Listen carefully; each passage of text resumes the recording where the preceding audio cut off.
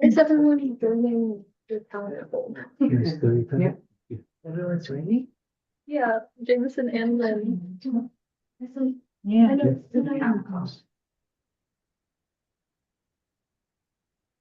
Okay, there we are. I do,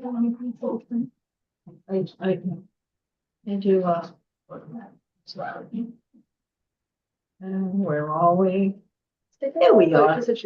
Okay, And we'll be ready when you are. okay, so we're live. You're live. All right, good evening, everyone, and welcome to the February meeting of Queens Community Board 2 Land Use and Housing Committee. Excuse me, your mom. I'm Christine Hunter, the chair of the committee. Ramit Kumar is the vice chair, and Deb Kleiner is the district manager. And we don't have a long agenda tonight. Thanks everybody who came out in the cold. I think mainly we have a presentation, which I believe is online. Matthew, are you there? Yes. Yes, I'm here. Okay. Do you want to introduce yourself? And also, just for my benefit, say a little bit about the Shia Community Development Corporation, because I'm just not that familiar with your Just give a organization. presentation. Do we have to give him? Yeah, and then do you need sharing privileges? Do you have a presentation? Yes, I do. It's just a slide with some graphics. Okay, Can thank you. help me out? Yeah, I can do that. It's all yours. Can you give him sharing or I'll Okay, have? so my name is Matthew. Actually, I'm the I think you organizer have to something. All right, show me where Please you go get up there.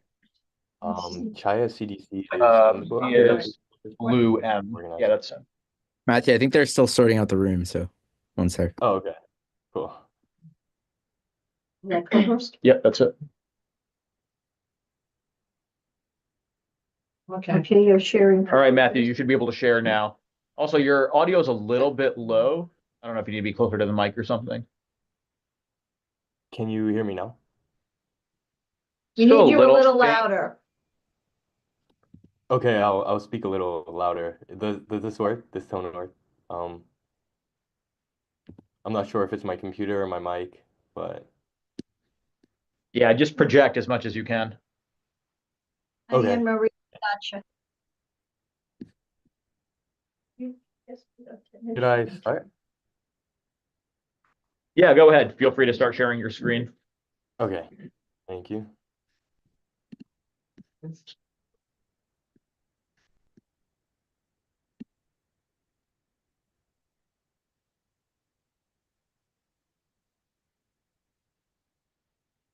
Okay, so this is just generally the graphic I wanted to share. Let me know if you can see it. You need to speak louder. We can't hardly People hear you. online are saying that they can hear him fine, so I think it's our speaker. Can we turn up the volume at all? It says up as it goes. I'll do my best to project. I moved my mic around. Okay, so my name is Matthew. I'm from Chaya CDC, but I'm the organizer for the BASE Coalition. I came to the monthly board meeting to present this unique opportunity that Queens Community Board 2 has. So recently, I'm not sure if how many people are familiar with it, but there were a bunch of legislation that was passed recently related to basement units. The BASE Coalition has been the main driving force in advocating for this over the last 15 years. And this past year, there were a lot of legislative victories, but in assessing those legislations, we found a lot of gaps in which things may have seemed rushed. So we're just rolling with that. And I wanted to give this presentation today to just give a brief update on where the legislation is and the unique position that Queens Community Board 2 is in. So currently there was the state pilot, which legalized basement units across 15 districts in the city. They lifted MDL requirements that were otherwise overbearing and prevented homeowners from actually doing conversions. And the state legislation says that a city program has to be in place, which the city program is now in place. And we've been speaking to the mayor's office in communication about this program. The thing is out of the 15 community districts, Queens Community Board 2 is the only Queens district included in the pilot program. And I feel like Queens Community Board 2, in terms of the need for it, as well as the unique opportunity of being the only district in Queens included, just presents a great way forward, not only for the success of this program, but also for community involvement. So as pertaining to the city implementation of this program, it's very siloed off. There are a lot of things going on politically, and the best way that the mayor's office has communicated to us that they plan to get this across is having it be something run by DOB and HPD, a very like bureaucratic process. And what we would like to do in the BASE Coalition is increase community engagement and involvement in this process, just because the inaccessibility of the current process doesn't really provide a way forward to low-income homeowners and tenants that this plan was actually meant for. I just wanted to like a brief intro and maybe like take a few questions and present more as to the work we're doing. But I can definitely go into all the policy details, but I just figure I'd lay out the land and say where BASE, the coalition, is trying to go. So other than the state and city legislation that was passed that legalizes basement units across 15 community districts, there's also the City of Yes for Housing Opportunity, the mayor's new program that was recently launched. And the City of Yes allows these accessory dwelling units to take place, whether they're basements, attics, cellars, garages, to take place in any district. So they don't have to be within the 15 community districts. They just have to be outside flood zones and up, sort of match all the other requirements that are a part of not necessarily the multiple dwellings law, but just the conversion process in general. Where BASE is trying to go with this is we've been speaking to the mayor's office and different representatives from the administration. And honestly, it seems as though I'm just being quite like blatant here, is that with DOB and HPD leading the program, it's gonna be a bit, it seems a bit difficult to see how trust would be built in the community and how this would actually benefit homeowners and tenants. In terms of homeowner accessibility, a lot of homeowners that have basement units don't necessarily speak English, and accessibility might be a thing that draws them away. There are no tenant protections currently in place. Tenants have the right of first refusal, but say a basement is eligible for conversion and there's a tenant living there. What's gonna happen to that tenant? Like, are they just gonna be displaced? Like, what resources will they be provided through that process? So BASE's solution is to create a community working group. And my idea was to start with Community Board and Community District 2, create a community working group that consists of people directly involved, whether they're tenants, homeowners, specialists, or people just impacted by the housing crisis, to sort of move the process further. I remember during the monthly board meeting, I brought up advocating for a city task force to handle this problem. Well, we brought that up to our connection and they were like, huh, great idea. So I don't like relying on administrative power to make the moves. I believe that creating community structures is what's way more sustainable and what actually would hold the system accountable. So yeah, are there any questions? This isn't the graphic that I presented is presented by a member in the coalition. They help us with a lot of data and research, Pratt Center. There's a basements data dashboard. I will share these slides, which has much more detailed information on the actual policy involved. But yeah, this is sort of the demographic of Community Board 2, not necessarily exactly, but the elected officials involved. And this shows the basements and cellars. So are there any questions? Do you mind reading out the numbers so we can hear them and not, because they show up really small on the screen? Yeah, definitely. So what this graphic shows is the basements and cellars within the geographic area of Queens Community Board 2. It stretches a bit outside of that region because it's by city council member. So there's under Robert Holden, there's 22,000 basement units. Shaker Krishnan, 6,028, and Julie Wan, 4,745. And this was data collected by the Pratt Center. And can I do have a question about what, because I don't know if we can't really see the colors. It looks like there might be different colored dots, but you're differentiating between basements and cellars in that, I mean, there are legal basement units already. So are those included in this total? Yeah, so these would represent the total accounted for units. There was a separate study done that had a bunch of more like unaccounted for units, but these are basements and cellars unaccounted for. The black represents the cellars and the red represents the basements. In terms of legislation, they're treating basements and cellars as the same, just with a few. Yeah. So I'm not sure which legislation you're referring to, but it would legalize cellar units which are more than 50% below grade. Is that correct? Yeah, they have to be at least have 2 feet above grade. At least 2 feet of the occupancy has to be above grade. And this is referring to, along with the city of Yes, there was like an ADU code amendment. And yeah, well, let me just ask one other question, and I think Lisa has a question. There's So- 4 questions online as well. So when you refer to the floodplain, you know, the floodplain is one thing, but in our district in particular, there are units that have flooded because of, you know, the increasing intensity of rainfalls, which are not in the floodplain. And are those units, what is the attitude towards those units, which are demonstrably dangerous in this study or this approach? I'm not sure. Yeah, so the point of this like approach is to take units that aren't safe and don't meet the safety standards and converting them into units that do. The main point of not necessarily the legislation, but the advocacy behind it is to prevent deaths that occur during Hurricane Ida and things that can happen during flooding. So that's why the main focus on this is the tenants, which is why we're trying to make sure that the program doesn't like run away from us. And the programs I'm referring to again are the pilot program, which converts basement units, and City of Yes. And you're saying both those programs embrace the idea of legalizing units that are more than 50% below grade. All they would have to have is the top 2 feet of a unit be above grade.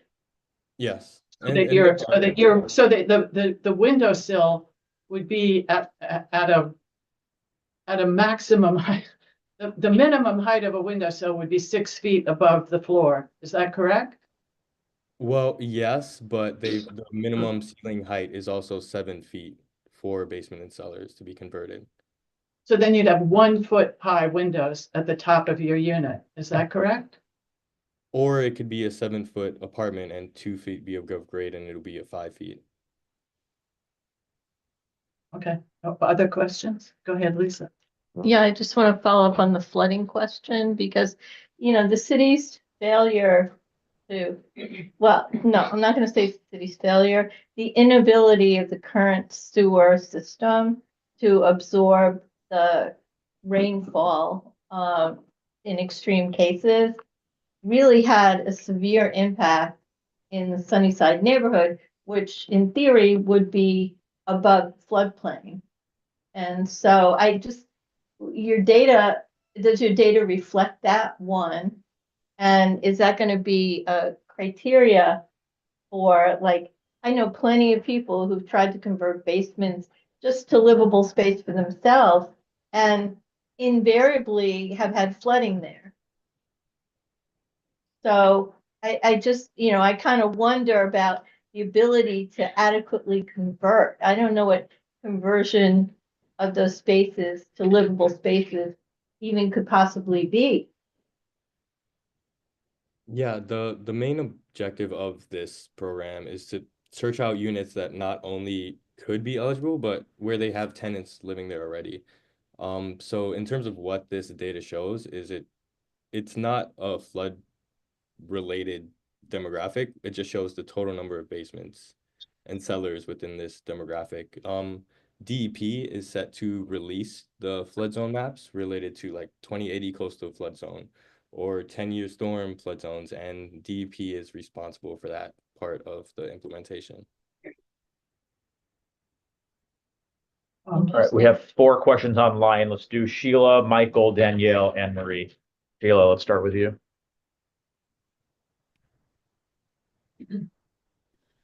Sheila Lewandowski, she, hers. Sorry, I'm for visual purposes, anybody listening in, I am a white woman with glasses, gray streak brown hair pulled back and a blurry background. I have a couple of questions, and for your presentation, a couple of suggestions that would be answered if these questions had been answered. So I'll work backwards. When you say 7 feet grade, 7 feet height in this space, is that 7 feet from grade to ceiling? 7 feet from what? Well, 7 feet from the floor to the ceiling. Well, somebody can dig down. I'm like, so what defines the base? It's just not clear. There are a lot of specs around this that I kind of want some more clarity that gets to the point that Lisa was making about safety, like defining above grade. Like I'll give an example. I'm in a house, the front of my house is below the sidewalk, the back of my house is above. Are like clearer definitions about that? And also when you say things, some flooding has happened in areas. So are you thinking about infrastructure? Because just because a location is not in the flood zone doesn't mean that the area wouldn't flood because of inadequate infrastructure, as we have in most of the CB2 area where you're looking at basement and cellar apartments, and that really gets to what resources and protections are available for both the homeowner as well as the tenant. Because as a homeowner wants to do this, but if they get locked into something that's legalized, how are they protected if the infrastructure in the area isn't adequate to keep the people safe? And also, like if, is the city going to pay if for some reason the tenants are unable to pay? Because this one small homeowner can be crushed by one difficult situation with a tenant, because that could be like half of the only thing that keeps them going. So do you have answers to any of these questions? I mean, I'm not a representative from the city. The exact reason why I came on here is to hear these type of questions, because these are the type of questions that we have as well. And speaking to the city, they aren't clear about anything, quite frankly. And we're speaking to people who are directly making the process happen. And it is a bit scary, honestly, to see how like fast this is going without any of those questions being answered. Okay, great. Those are my question, because I do think it's a good way to protect homeowners of small, like who've been in communities for a really long time, but they've got to be protected as well as the tenants. Yeah, that's exactly what we're looking at here, just because that aspect of it, like the questions you asked, are what's missing from the discussion. And my last thing is, for your presentation, which flood maps are you using for what's in the floodplains, or is that just the city stuff? Well, this map doesn't have anything to do with the floodplains. It's just like a count of the basement and cellars within these 3 city council members' districts. DEP is set to release the flood maps soon. They haven't really given set dates. Thank you. Yeah, Cool. and Let's go to Michael. I have your questions here, so I would definitely be prepared to ask them myself to people. Thank you. Thanks for coming, Matthew. I just wanted, I mean, I think I wanted to be, I guess, I would love to get like a really crisp answer to how the community board can help, right? Like we are not going to be writing these regulations about the specific parameters governing a legal basement apartment. We are not, capable of that. So what is it that you're asking from us? Like it actually wasn't totally clear to me. You had mentioned a community, like a CB2 committee or task force of sorts, and also a city task force. So if you could just be like really specific about what the ask is and how we can sort of advance the cause of, I guess, protecting tenants and homeowners who are part of this. Yeah, for sure. So thank you for the question. Earlier this month, when I brought up the task force, that was before we had gotten an update from the mayor's office. And with the mayor's office information, it doesn't really look like a task force is a possibility. So what Base thought of doing is how can we create a community structure starting in Community District 2 that we can then translate to other community districts. So we're reaching out to community boards, community organizations, advocates, tenants, and homeowners. And we're trying to create a working group in place of that task force. So say the city doesn't have a way to stay accountable to the community.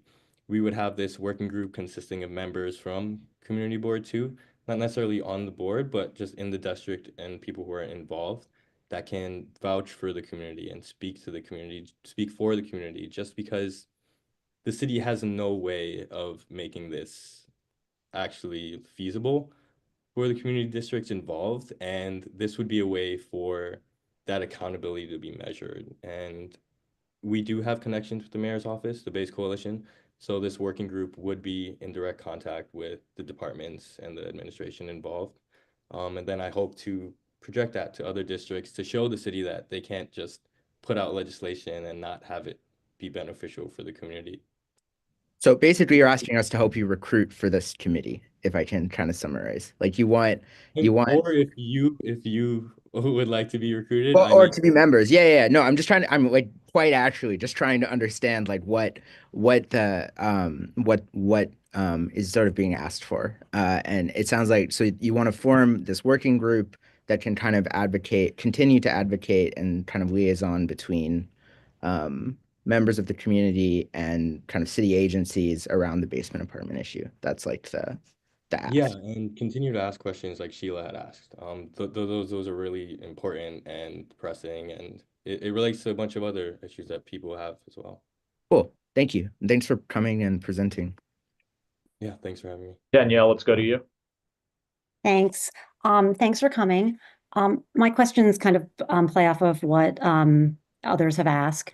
And maybe you don't know the answer, and maybe you can take my question back. But is there a requirement for egress? Because I think the concern for many of us is that we know, I mean, we all remember Ida, but there's many other stories of basements getting flooded and people unable to get out their door, or there's not windows. And often the people who are living in those apartments are not living there legally and have no recourse. Is there going to be a requirement for egress and other safety requirements? And is there going to be some type of enforcement for those who continue to rent out basements or cellars illegally and not thusly unsafely?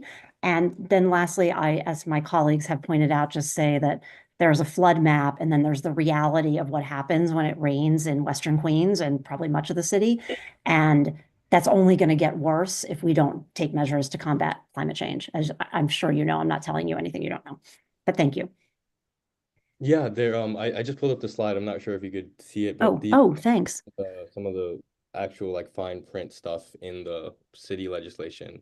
And you have to have at least one exterior egress door. But yeah, in terms of the flooding, that's the main concern. I live in a basement unit myself, and I get floods often. It's like every time there's a heavy rain, what are you gonna do? And like experiencing it firsthand, it's like the aim or the goal of this program was to ensure that that doesn't happen.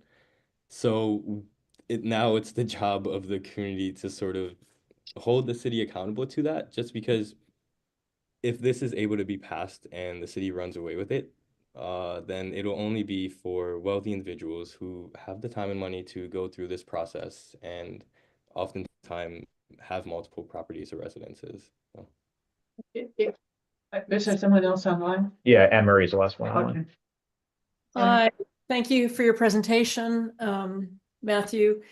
Just adding to some of the concerns other people raised, the city seems to me like the city needs better guidelines. If this is the summary of what they've got, it's not enough, because there's something called the multiple dwelling law that requires how much light and air each apartment unit needs, and this doesn't reflect that. So I think if you're working with them and trying to negotiate more stringent and safety requirements, somebody should be pointing them towards the DOB. I mean, the DOB knows about the multiple dwelling law if they're helping Department of Buildings, if they're helping create these guidelines.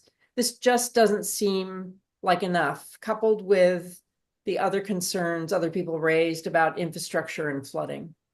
So that's my Thank comment. you. Thank Yeah. you for that. Basically, my whole job is basically trying to project that this isn't enough. And it's what you said is exactly right. There isn't enough information at all. And it's a bit sad, like what's going to happen to homeowners and tenants throughout this process. For this, yeah, so for MDL, the multiple dwellings law, in terms of this legislation, it's completely waived. So because the MDL requirements, people advocated that it was too stringent. They said, okay, let's take it away and we'll add new sort of specifications as to what you can have. Wow, that, I mean, they need to, but they need to review what they've got. Besides saying what's too stringent, they need to review it. I mean, for instance, one egress door. It depends on the size of the apartment about whether there should be one or two means of egress. That's one thing, you know, and minimum clear height, as I understand it, it's actually, they've lowered this in most dwelling units. The minimum clear height, I believe, is, and somebody can correct me if I'm wrong, but I believe it's 7'6". And so minimum clear height of 7 feet is just a height for if there's an obstruction in the ceiling. So they're playing really fast and loose with these requirements, and it doesn't seem like in the end it's going to promote a very safe way of living for people living in these. Sorry? Go ahead. I thought I heard somebody else. So it doesn't seem to promote a very safe way of, you know, approaching this problem and figuring out what, I mean, the units should be evaluated about whether they're actually convertible or not. I know tenants may lose their locations, but it's just a very complex problem that doesn't look like they've thrown enough information at or thought it through very carefully.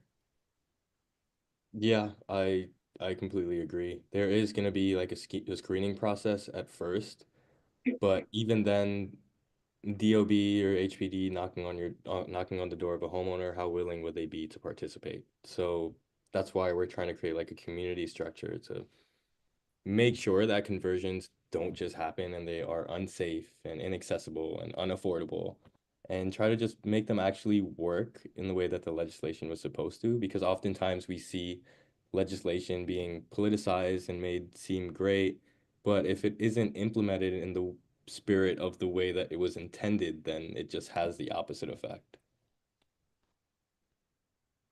Lisa? I just, you know, I know in Sunnyside, there are a lot of people living illegally in basements. That's number one. And so the idea to like legalize with a process of like DOB inspection or something like that might make sense. Not like anyone who is a homeowner who has an illegal tenant is going to want the DOB to inspect their space. So, but you know, that's just one issue I see, the process of, to Amory's point, the process of inspecting a unit for, you know, livability. And even though someone obviously is, you know, surviving there, they might not, you know, it might not be a healthy environment. And number two, can you answer the question about a certificate of occupancy? Is anybody going to have to change their house from a one family to a two family? Yeah, so that sort of falls into, I mean, I'll speak to the second part and then the first part of the C of O. So for this basement and cellar legalization pilot, there's an on-ramp, a 10-year on-ramp. And at the end of this 10 years, after meeting all of the requirements, the C of O would be obtained. And these have like sort of like little requirements that you have to meet at different check-ins throughout the 10-year period. But at the end, if you meet all of the requirements, then you're able to get the C of O. In terms of, oh wait, yeah, I'm sorry. Well, just, I'm sorry, I didn't mean to, but in terms of, doesn't the city of ES ADU stipulations allow for at least a 2-family, not to go to a 3-family. In other words, if you had a 2-family house and a basement unit as well, which is what my house was when we bought it, an illegal basement. If we had legalized that basement at that, well, which we couldn't have, but if under this program, if it turns into a legal 3-family house, then you're sort of your whole category is changed from the building code. But I think that City of Yes at least allows that unit to be treated like an ADU, and it doesn't change the status of the house. So that is in some ways a protection for the homeowner. But I mean, my biggest concern here is that ventilation is not addressed at all. And apart from the flooding issues, if you have such inadequate, high, tiny windows, you know, there's a number of health risks in that, in terms of the air in the apartment, the greater vulnerability, even if you have, you know, a smoke and carbon monoxide detector to being subject to, you know, to the malfunction of the mechanical equipment, which is almost certainly in the cellar. And it just really, I understand that it seems like the main concern here is not to have tenants evicted that are currently living there, because that's obviously a real problem and sort of adds to the, you know, to the housing problem and the housing shortage and the lack of affordable housing. So I think we're sympathetic to that, but I'm concerned that there's nothing here about how to introduce adequate ventilation into these apartments. Yeah, you're exactly right. There is no specifics on the ventilation. Speaking about what you said to the City of Yes, that's why Queens Community District 2 is in such a unique position, because you have this state pilot, city pilot that applies, and you have the City of Yes. So there are both of those things, and because Community District 2 is in the pilot, basements are legal, like they aren't illegal, so there isn't that, you wouldn't face repercussions for going to try to change your unit. They may instill a vacate order because it seems unsafe, but you won't face like legal repercussions because you're trying to convert your place. And about the 1 to 2 family, you're right. The 3-family would be under City of Yes, but 1 and 2s are only for the pilot.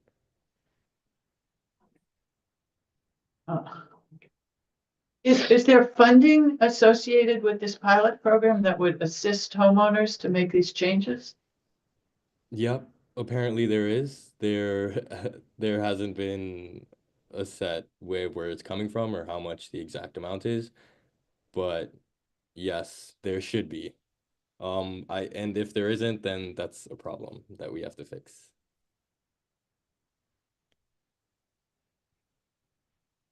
Can I ask two quick I'm questions? going to jump in because I had my hand up for a little bit, if that's okay. Yeah, sure. Thank you. So if you're looking for suggestions, I was going to come back to the money thing, is that I think there should be on the outside approximate budget made for what it would cost to convert one of these things. I mean, sprinklers alone are very expensive, and the different number of different permits that you'd have to get to install a sprinkler system. And then there's an ongoing operating cost to that too, because you have to do annual flow tests and all this stuff. So the cost to convert, and you've got two different things. 1 and 2 family homes can do accessory dwelling units versus a basement cellar apartment. So if you want to enlist homeowners in this in order to legalize places like you're in, then what is that cost? And then there should be grants available and or minimum 0 interest financing over a period of time to support that. And I'm going to guess if the city is going to provide some grant funding and or 0 interest loans, so create the budget as if they're also hiring prevailing wage contractors. So No, I mean, like, if it's it's tricky, like, It is, I would have to say, in all honesty, for that type of contractor that works on these houses in our community district, union labor is a pipe dream. I mean, I'm sorry, Right, well, that's then not. take out union labor, but you're still, I'm actually offering an honest suggestion that if you want to take out the prevailing wage part, fine, but a real budget for what it would cost. Sprinklers alone is that's one of the most expensive things I've seen on here so far. Where does it say sprinklers? In the prior page, Can you go back to that? automatic sprinkler system installed. Wow, in 10 years. 2 years for that. Oh, 2 years. And so Wow. I'm Yeah, just I saying, think like, you're if- right, Sheila. And so I'm just saying this makes this like one conversion easily is definitely 5 figures, if not, like, and so if we want to really support this, think about a lot of the homeowners, people think about other basement units that have those small high windows. There are apartment buildings all over Astoria that have those first floor apartments that all they have is those little windows up top. You open them and you can get some circulate ventilation, but I agree with Christine that ventilation should be included on here. I know the administration was looking at bedrooms without windows, but that is really part of the reason they're there is because of things like tuberculosis, and so we don't want to exclude that from the requirements. Hey, let's go to Tanya Chavez next. Well, I guess, thank you, Permit. Anne Marie and Shayla kind of cover a few of my comments, but I do feel like Matthew, what you're bringing up is really important. And I just want to mention one thing. As a person that has done some apartment hunting as an immigrant, the first thing they show me is basement. And just because those basements are there doesn't mean they're legal. One of the things, I have a degree in architecture and license in Ecuador.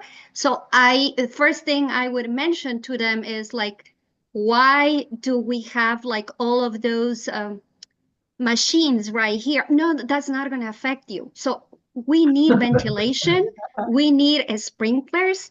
And I guess it's sad that we have to take it because it's less expensive.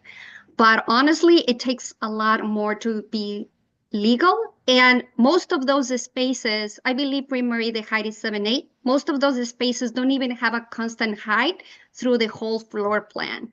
So I think this needs way more study than what the city and everyone else is proposing. And sadly, it's going to go kind of like a one-on-one thing to be approved. Not all of them would approve for all of that. I Yeah, think- what you said. Oh, I'm sorry. I just wanted to mention that there was the East New York in 2019.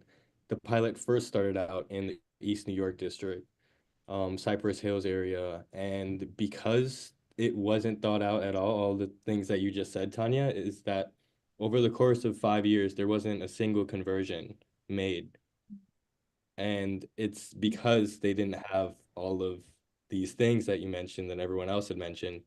And they're just trying to do it again, which is kind of just making it bigger and trying to see if it works. One thing I would add to the list for the health concerns is the issue of mold. And Yeah. that these apartments be tested for mold, because that's especially with the kind of flooding issues that many of these spaces are having, it's absolutely essential in addition to the radon limits. So that might be there might be a category that just has to do with basic health standards for the occupants.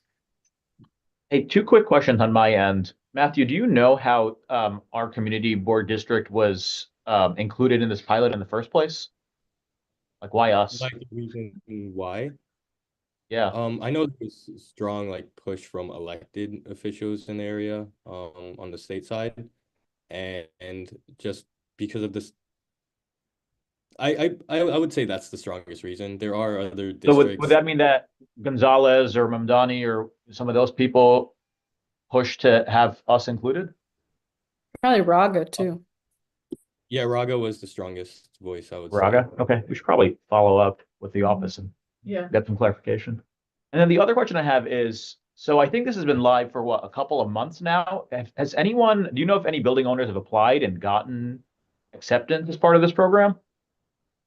No, they plan on doing like opening up DOB boards, doors and launching this in the middle of June, so like June 16th, around then. But Got it. that's when they feel like homeowners would be able to come into DOB and start that process. Got it. Cool. Thanks. Helpful. Can I ask one more? Yeah, go ahead. Go here first. I just had a quick question about the 2019 East New York study. When you said that there were no conversions made, was there a separate data set tracked at all of like the illegal apartment or the illegal basement dwelling units increasing because people thought, oh, this is probably more okay or closer to legality now? Like, were there any kind of studies done as to the number of illegal units that changed over the time of the study? Yeah, there wasn't a study done on that. What the study did take into account is how many basement units were in the district. And of course, because it was placed on one community organization in tandem with HPD, it sort of just resulted in a much like less sample size being actually reached. There was only 1/10 of what they actually accounted for being able to go through the process or even apply. Let's do Lisa, and I'm going to say time check. We've been talking 45 minutes about Okay, this. sure. Yeah, I was just gonna ask a similar question. Did you, or are you seeking, have an inventory of existing basement apartments, and what would that entail? Like knocking on doors to see if people live there? Or are you going, what are you doing to figure that out? Because I would assert that there are a significant number of illegal apartments, and that might be why Raga advocated for this, because Woodside and Sunnyside, there are a lot of illegal apartments. We kind of anecdotally know that. So what would you do to get an inventory of that? That's what the Pratt Center does. They use city resources, whether that's looking up how many properties landlords own or what properties are owned in sort of their zoning areas, as well as just door knocking, like you said. That is a big part of it. But it is also just using like city resources to see like who owns what and all of that. But I can definitely share. I'll send an email to the community board, including the database resources as well. Thanks. I think we brought up a lot of good, valid concerns about this. We might want to write a letter to DOB, HPD, Stephen Raga, just outlining a lot of the stuff. So as they're thinking about how to sort of implement this pilot program, they could keep these concerns top of mind. What do people think? Yeah, Agree. I think it's good Yeah. to reach out to them. I agree with them. I can take that as a follow-up. Doesn't matter when you. Great. And I can pull the legislation for you, Prameet, if you'd like. Yeah, that'd be great. Thanks. Okay. Okay, great. Yeah, that's sort of what we're trying to do at BASE, is just sort of share the message and work with the community to hold the city accountable, just because we know how this process is going to go if that doesn't happen. Cool. Well, thanks for coming, Matthew. This was super informative. Appreciate it. Yeah, thank you so much for having me. Thank you. I hope you all have a great night. And yeah, I'll be sending over an email soon. So forward to that. Thank you. Great.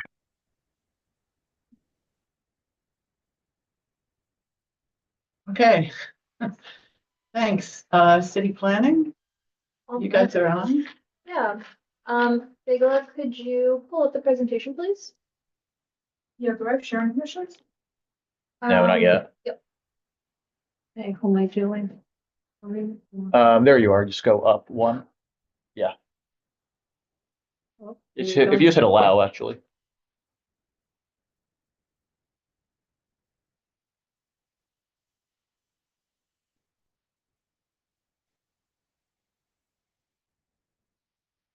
Is it okay? That box that says okay up top.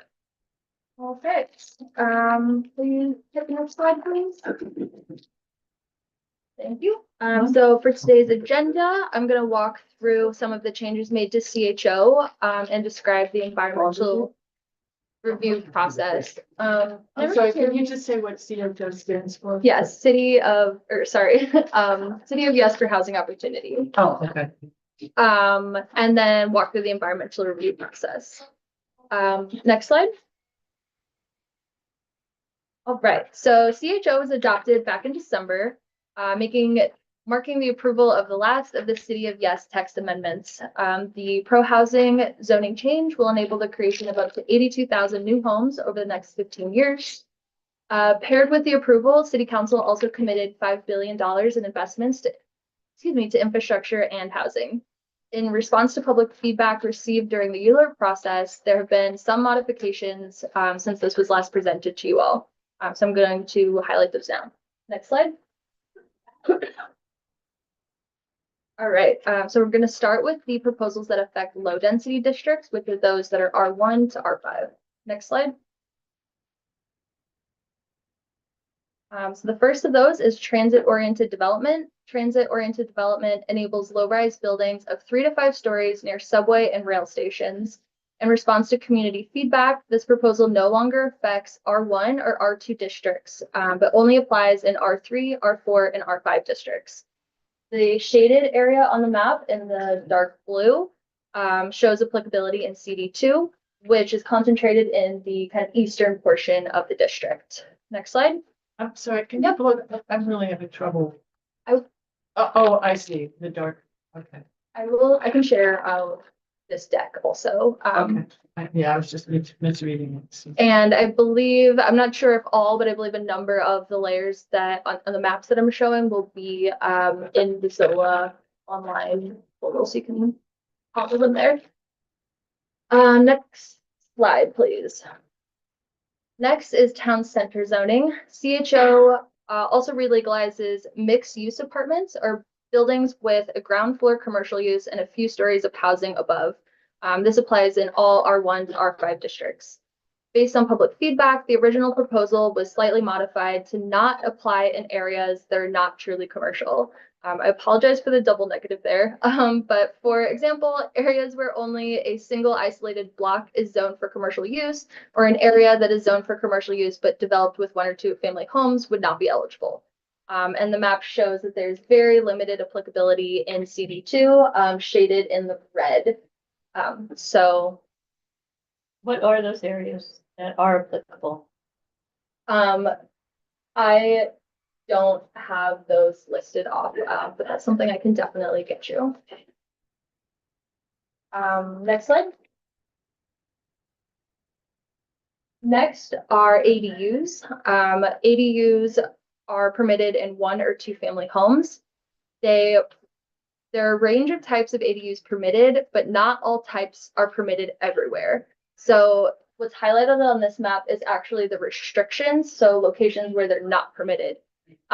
So backyard ADUs are not going to be allowed in historic districts, and subgrade and backyard ADUs will not be permitted in coastal or inland flood zones. And then what was presented in the last presentation, this map is illustrative regarding coastal and inland flood zones. DEP has been tasked with determining the exact geographies for flood risk, and that's something that we will have in the coming months. Another modification to the proposal is that ADUs have a homeowner occupancy requirement. So the homeowner must live at the site when the ADU is first created. Sorry, on this one really quick. Yep. So those light blue areas, if we superimpose this map onto the last map that we saw, any basements that are in the light blue areas would not be eligible for conversion. Yes, but this is kind of an early ideation of where those would be. DEP is going to have like a more detailed analysis, and then we'll have more specifics. Got it. But yeah. And Sorry, go ahead. Oh, Anne Marie has a question. Yeah, just a quick one. You know, these maps would have been a little clearer, I think, for all of us if it included the one LIC district, so that we could clearly see what's in and what's out based on the zoning changes, the CHO changes. Noted, thank you. I will share that the maps don't reflect any zoning changes that might come from the proposal. So most of those districts are just M districts today. So a lot of the mapping wouldn't pick up residential units in those locations because they're M districts. I know that's kind of convoluted, but thank you for your comment. And I guess what we're seeing, if I'm interpreting this right, what we're seeing as the dark gray shaded area is basically Sunnyside Gardens. And so what that means is for all the units that Lisa may have been talking about that are in fact illegal units in the gardens, there's no option to legalize them. That's my understanding, yes. Okay, But is that carved out in the pilot program as well, or just in? well, that's a good question. Where's Matthew? Yeah, I don't think the pilot program could include the Any- historic district. So I think so, but we'll follow up with Chaya and just check it out. Next slide, please. Next are district fixes. So over time, the zoning in many districts has become overly complicated and has made it impossible to build new buildings that are commonly seen in neighborhoods today. District fixes will help when homeowners choose to make alterations to their buildings. So there are just some like slight height and bulk changes that have been made to basically permit people to build what's already there. Next slide. Next, we have our medium and high density proposals, or I guess they're not proposals anymore, but these apply to districts 6 and above. Next slide. The first is UAP, or the Universal Affordability Preference. Generally, buildings can build about 20% larger only if that extra space is occupied by permanently affordable or supportive housing. Units must be income restricted to those who earn 60% AMI or less. This is generally an income of about $84,000 for a family of 3. But these buildings can contain a range of income restricted units as long as they average 60% AMI. So for example, a single building could have 40, 60, and 80% AMI units that would average out to 60. Would these additional affordable units contribute to the MIH requirement, or is it No. above and beyond? So UAP and MIH are mutually exclusive. You either have a site mapped with MIH and you provide MIH, or you have the opportunity to provide UAP. So it's going to be an either or. Oh, interesting. And just in terms of context in our district, I would think that this would apply, say, along where we're seeing, say, along Roosevelt, along Queens Boulevard, a lot of, and every day I see more, a lot of as of right buildings that are what, 8 stories tall, 6, Yeah. whatever. I'm not exactly sure what the zoning is now. This would allow those buildings to be bigger without any, without coming as of right, essentially. Correct. If you go to the next slide, Fagala, I actually have the CB2 applicability. You were pretty much on the nose there. It's really applicable through Astoria, God. I mean, you can just see how much. Yeah, so Long Island City and kind of the residential portions of Queens Boulevard are where it's concentrated. I actually like this. It's not very much and it's all affordable, which is nice. Yeah, I'm and the excited to question is see. whether the owners will be the builders will be incentivized. I mean, if the cost of building the affordable units allows them to make a profit Yeah. on that additional cost. Do they get tax? They don't get tax abatements with that. They can apply for grants and tax. Or like the new, what is it for? The new 421A. 585. 585. 485X.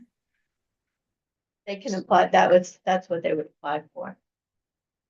But you would get 20% deed restricted affordable housing in perpetuity. Wow. So is DCP gonna track the response to this? Or is anybody tracking? It would be under HPD. It'll be under, so these units are treated like MIH units. In other words, you have to go through that whole HPD process for the affordability. I mean, they must have. I don't know if they're gonna go for for funding, yes. They would. But even just to meet MIH, I mean, in my experience, I did this I- very big building. I believe with- so. Sorry. Hi, Christine. Yeah, I think, yeah, it would be tracked under sort of similarly as MIH Okay, as well. And, I guess like the building department would like, make sure if they're doing this and, that they're meeting that requirement before permitting. So I think that's how it would work here. then they also have to hire like somebody to manage those units separately? How does that? For like the lottery. I don't. Would they Yeah, go through, they yeah, would go through exactly. the Would they go lottery, The right? lottery. But also just it seems like a lot of nonprofits are brought in or manage, Yeah. Affordable developers are brought in to manage those MIH units. I don't know. Yeah, We can get the more details of that. No, I'm just Yeah. curious how Yeah. onerous it is for the builders. Yeah, right. it sort of depends on the capacity of the developer, right? But I guess. I mean, when they rezoned, like on Queens Boulevard, they rezoned the R7X. And that was supposed to provide like MIH at that time. But it took a long time for that to get off the ground. Not too many developers took advantage of it. So some of the conventional housing developers don't know how to deal with these programs. Right. So it's really hard to get Yeah. them done. Yeah, right. That makes sense. I mean, it's. the M in MIH means that they have to do They have it, to do it. which This is is replacing the voluntary inclusionary Right. housing, essentially, and making it permanent, but it is also making it deeper affordable too. okay. How does this play in with this is similar to another question. How does it play in with the rezoning that is happening in because some of this looks like it overlaps with the area. Yeah, there were questions about that last night. So it shouldn't be overlapping in any area that's currently a manufacturing district because this only applies to R6 through R10 districts. And what I think are contemplating for the LIC plan is to map MIH throughout the project area. Right. And as I mentioned before, MIH and UAP will be mutually exclusive. So if you have one, you can't provide the other.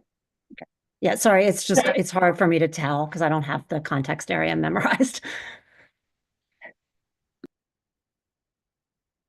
But with the context area, right, it's not the rezoning area. Right, I context mean, I'm area, sorry, the rezoning But area.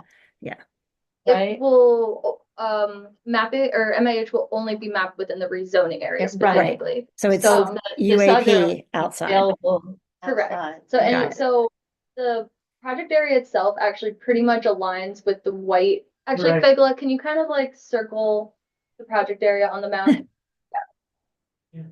Okay. A little bit. Okay. You would think at this point I would have it memorized, but I don't. Okay, got it. Thank you. For the sites that are still undeveloped, I don't know how many there are, under the 2001 rezoning, it would apply to them. Next slide.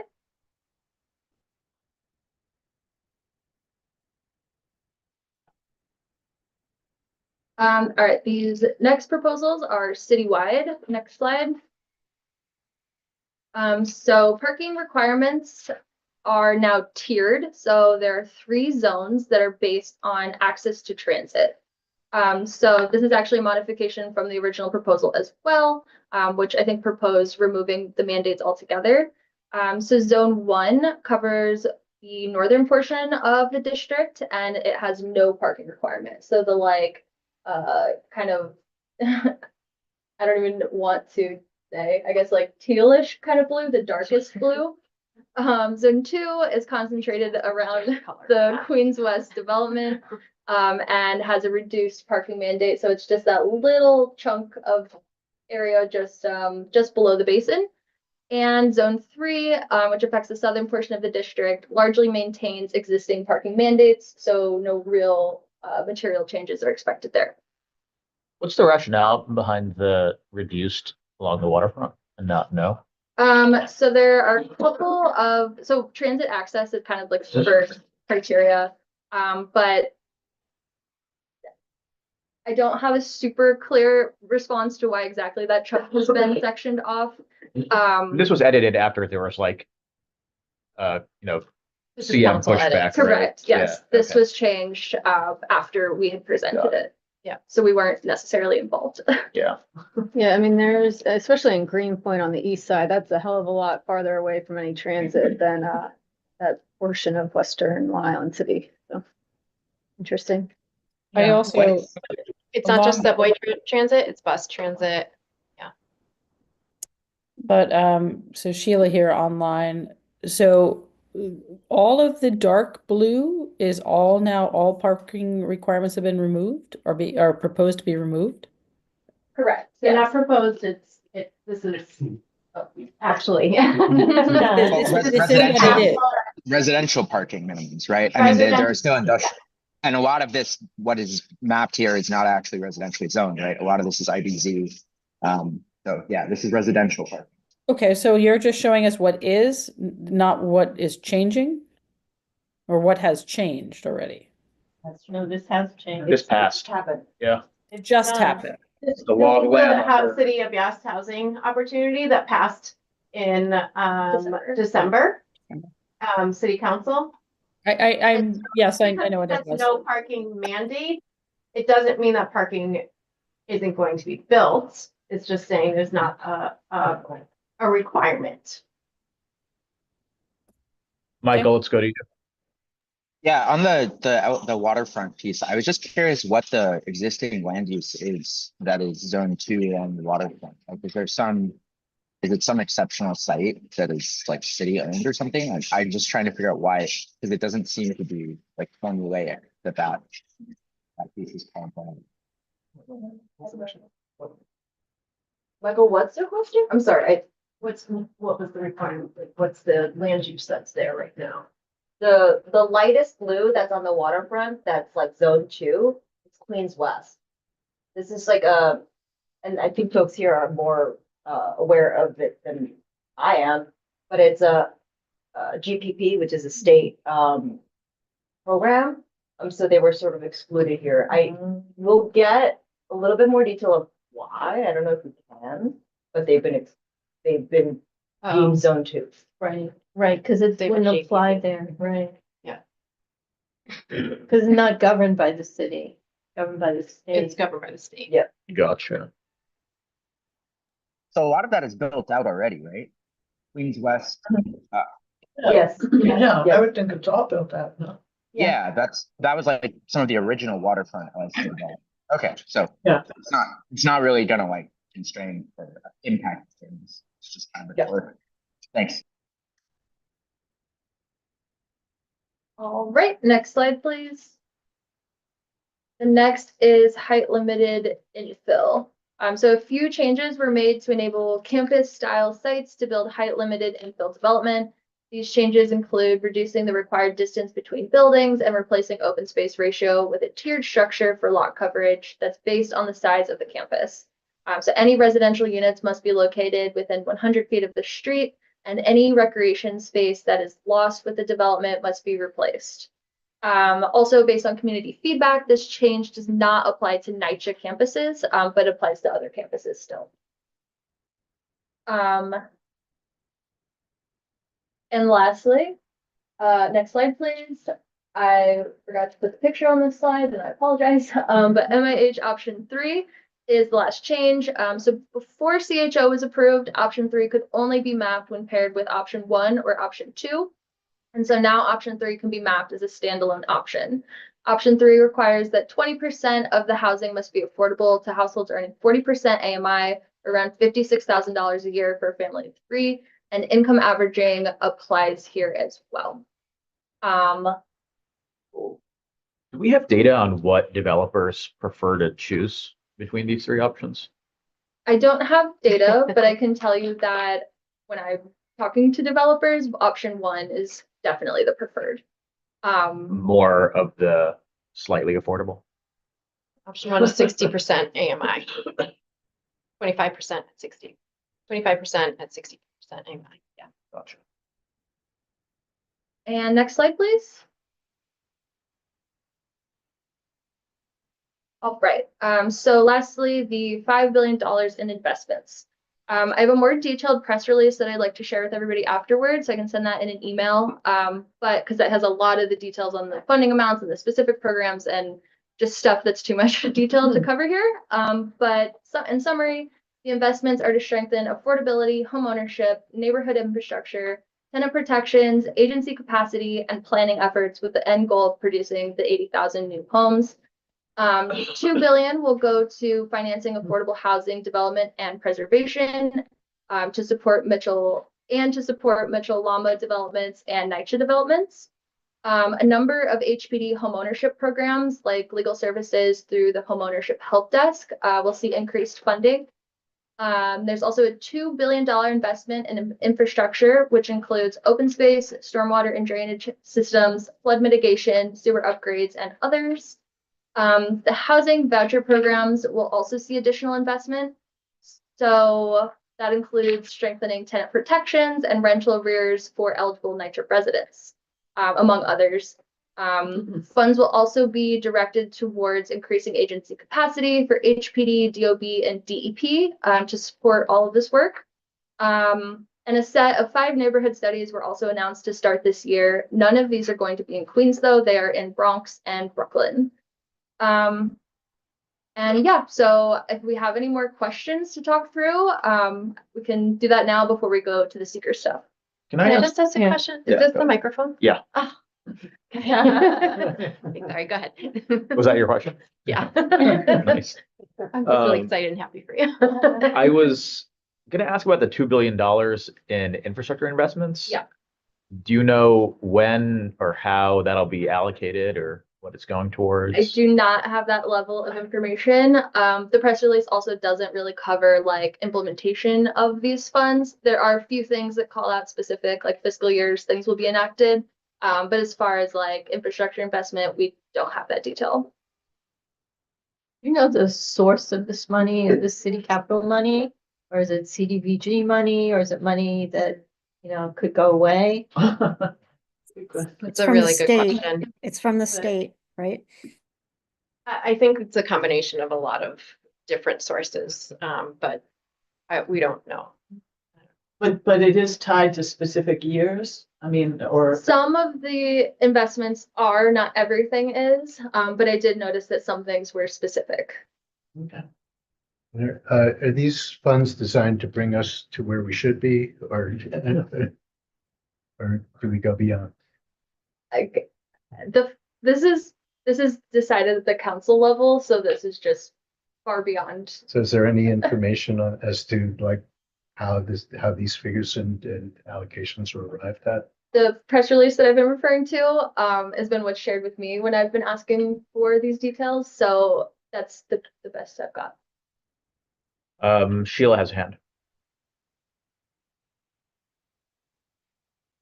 I keep clicking the hand down and not clicking the unmute. So along the lines of what was just asked, can you define what this means by support home ownership? And you don't have the details on what the investment means, but with all the questions, it can go away. Is it promised only if, or is it, this is the investment going to be made to hopefully encourage increased development? So is this first? So your first question was on home ownership programs. I don't have the full list of programs in front of me. I'll paste it in the chat from the press release. That would be awesome. Did you find the press release? Okay. Yeah, Anatole linked it. Okay, cool. So Pramit will handle that, and then Lara, I'm gonna have to lean on you for the second question. What was the second question, Sheila? Sorry, remind me. It just has to do with it's what other people are asking, and I guess we're not really getting a full answer from. I was looking quickly at the press release. Is like there's the pledges of money that is it contingent upon promises to build, or we've had many promises for interest, right? Thank you, Danielle. So promises for infrastructure money before, and just like everybody's saying, wanting to make sure we getting. Go ahead, Danielle. Why don't you I can kind of answer this question. Sorry. So my understanding is that most of this money, if not all of it, is coming from the state, and it is not contingent on it's not a contingency thing. However, it's going to be passed in this year's state budget, which doesn't happen until April 1st. So and I don't think there's any chance this will happen, but we do need to be very, very vigilant in making sure it is included in the state budget. And I actually think we should be pushing to get more along with that. April Fool's Agreed. budget. And it may be impacted by whatever happens at the federal level too. From my understanding, this money is coming from the state. This was promised. This was how this got passed. So I don't think that's going to be impacted, but I do think we need to make sure it actually happens, and we should ask for more, in my opinion.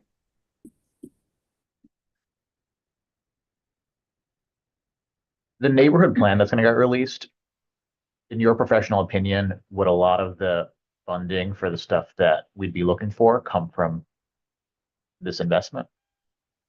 So I think they're going to be probably treated pretty separately.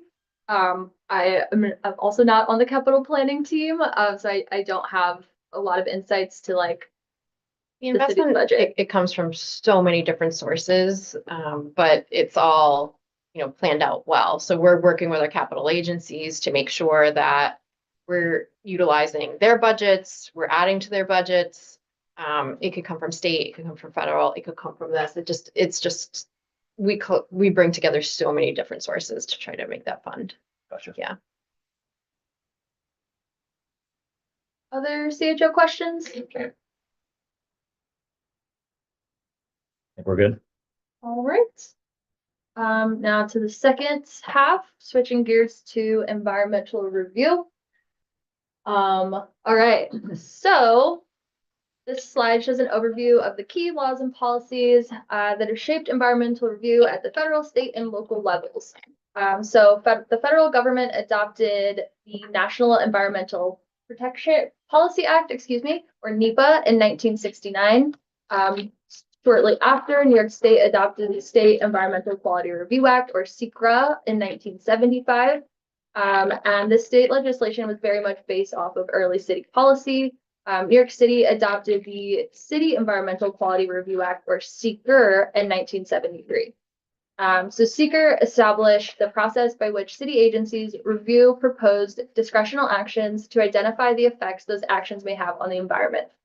The city's environmental regulations lay out the specifics of what to analyze and also provides instruction on how to conduct the review, which includes establishing a lead agency, the steps they must go through, certain requirements for notification, and a whole host of other things. So both SEQRA and SEQR are accompanied by plain language technical manuals which help explain the terminology and details of each analysis area. So this technical manual is a guidance document. The first edition came out in 1993 and has been updated several times since. So this analysis will be based off of the most recent edition, which was updated in 2021. Next slide.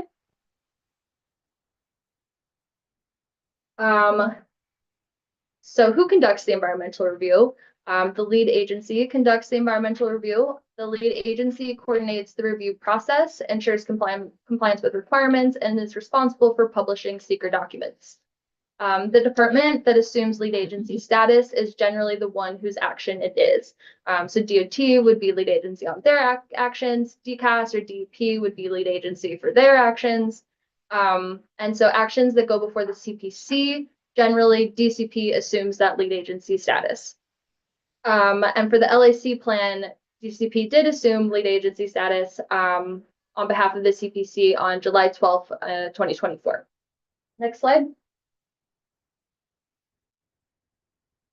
All right, so which projects require the review? Land use actions where the CPC exercises discretion are subject to SEQR. A project set of proposed actions are categorized into one of three categories: Type 2 actions, Type 1 actions, and unlisted actions.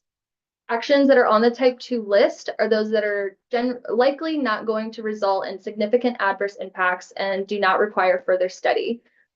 Type 2 memo would be issued for these types of projects. Actions on the Type 1 list are those that we anticipate will have impacts, and it does require further study. So determining if a project will be type 1 is generally based on the size of the area of the impact, or the size of the area to be impacted. A project with more than 1,000 housing units or projects with more than 240,000 square feet of non-residential use are considered type 1. Type 1 actions will result in either an EAS or an EIS, which is a more in-depth study. And based on the scale of the LIC rezoning, it is considered a type 1 action, so there will be an EIS. Unlisted actions are those that are not considered type 1 or type 2. So it's kind of the catch-all of everything else. Next slide.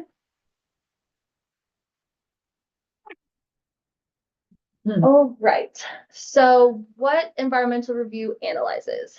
So basically, the review compares a no action scenario to a with action scenario.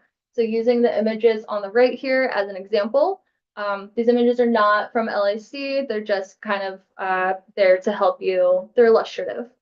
So the top image is an example of what development under a no action scenario might look like on this site. This is based on what could be built under the existing zoning. Then the bottom image is an example of what development under a with action scenario might look like. So if the proposed actions were approved and the site was built under the new zoning. And the difference between these photos is what we call the increment of analysis, or the difference between the no action and with action condition. And we also have the build year, which sets the time frame for when we anticipate the proposed development would be completed and operational. So the full effects of the action. And for LIC, we have set the build year to 2035, and 10 years is typically the build year for this type of neighborhood study. Can I ask, when it says nothing will change, does that actually mean nothing will change, or does that mean that whatever changes would naturally happen under that existing zoning would continue, and it's the zoning that doesn't change? The latter is what's correct. So like if a site was zoned R2, you could build to the R2 standards, and like that would be the no action. And then if it was zoned up to R5, what you could build under that maximum, that would be with action. And then we are comparing the R2 to the R5. Right, so it's not that nothing will change, it's something may change. The actions. To a degree, yeah. Just to put a finer point on it, when you guys do the environmental impact statement for this rezoning, the no action analysis will still have an increase in housing units over what it is today. Yes. Yeah. Thank you. Yeah. And also you have all these split districts, if I'm saying that right, or mostly split districts. So which, I mean, I know in the 2001 unit rezoning, there was an assumption of the type. It was also mixed use zoning, and there was an assumption about what option developers were going to take, and that they were going to take commercial development, office development. So what assumptions are being made here for these split districts? In other words, will the maximum build out that gets analyzed assume every site that has the option for residential is going to build that residential? So I don't have the exact answer. I can share that we are anticipating in areas where we're mapping or proposing to map our districts, we are anticipating seeing residential development there. And in the areas where we're mapping M districts, we are anticipating manufacturing use development there. So I know that we have made some assumptions as far as like how that is played out, like in the review. I don't have that answer for you. Also, we call them paired districts. Split districts are when two districts are on the same lot, and this is like geographically, and this is when like paired districts are when both districts are coterminous on the same property. That made it worse. I'm not sure I understood that latter difference. So like this could be R1 and this could be R2. That would be a split district. If this was all M1 and R1, that would be a paired district. Yeah, I'm sorry, I misspoke when I said split district. I meant paired district. And I just mean the maximum, the sort of full build out scenario will analyze the full build out scenario wherever there's an option to build residential, that is what gets built, because typically that's what's allowed to be taller, correct? Yes. Okay. One more question. So for the environmental review, it seems like it's a binary analysis. It either happens or it doesn't. I know something that Christina had been passionate about was, can we get a midpoint analysis? Do you know if that has ever been done in the past for environmental review? There's a requirement for, if you think that, as I understand it, and this is how it was explained to me, if it's anticipated that there will be a number of negative impacts to the development, then the development is required to do the EIS is required to show a lesser impact alternative as an alternate analysis. That's what we were asking for in our comments. But I believe that is language that specifies when that needs to be done. I am not the expert on this one. I'm so, I forgot. I'm not an expert either, but I'm just telling you what. No, I we're gonna understood. introduce Jameson. Yeah, we actually have somebody for our environmental review division here with us online. His name is Jameson Mitchell, and I hope he can hear us. Yes, I can hear you. Hopefully you can Okay. hear me. Yes, thank you, Jameson. Yeah, so I think the question relates to the alternatives analysis, and Yeah. pardon me, losing my voice today. So as discussed in the draft scope, it's pretty standard to have a couple of alternatives, one which would be a no impact alternative, essentially looking at an alternative that would cause no impacts whatsoever, and also something called a no significant or no unmitigated significant adverse impacts alternative, which looks at how the proposed actions could be adjusted to avoid any significant adverse impacts. That's pretty standard for a neighborhood study like this. There are possibilities for other alternatives, but that's kind of the standard thing that we do. Do you foresee this analysis having that option that you just talked about without the adverse impacts? We Yes. don't know. I mean, well, some of them we did talk about in our scoping document. So no unmitigated significant adverse impacts alternative. Yes. And then they can mitigate them. So.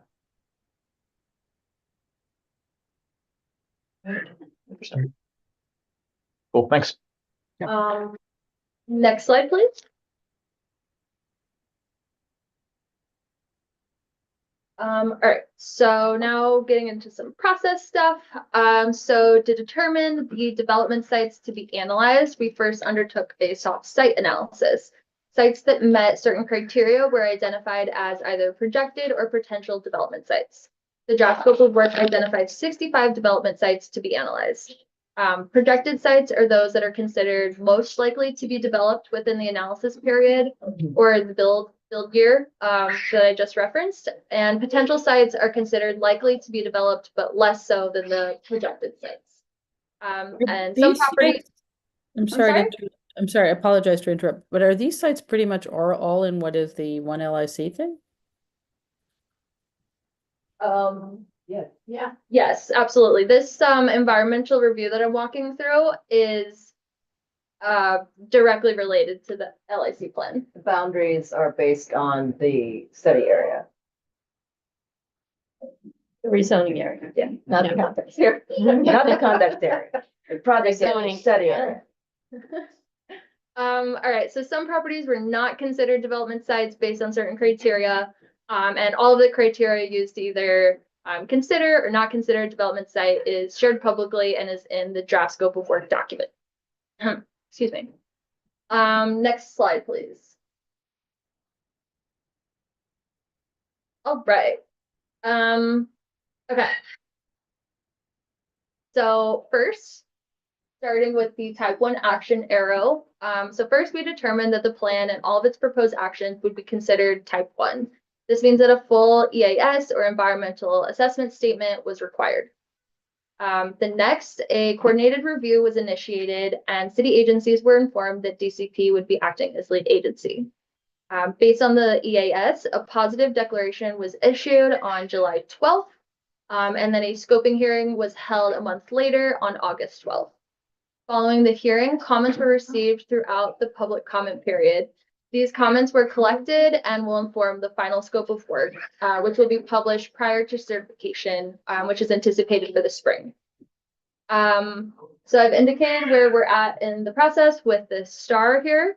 Our environmental consultants are preparing the DEIS, and at this stage, we are still in the process of analyzing the potential impacts of the proposed actions. Once the DEIS is accepted, it will be ready for public review. This will occur around the same time that the project reaches certification. Then next, the DEIS has its own public comment period, and this starts to coincide with the ULURP process. So I have green kind of following the environmental review track, and then the blue kind of in the background shows the like public review process and how those timelines mesh together. Are there separate hearings?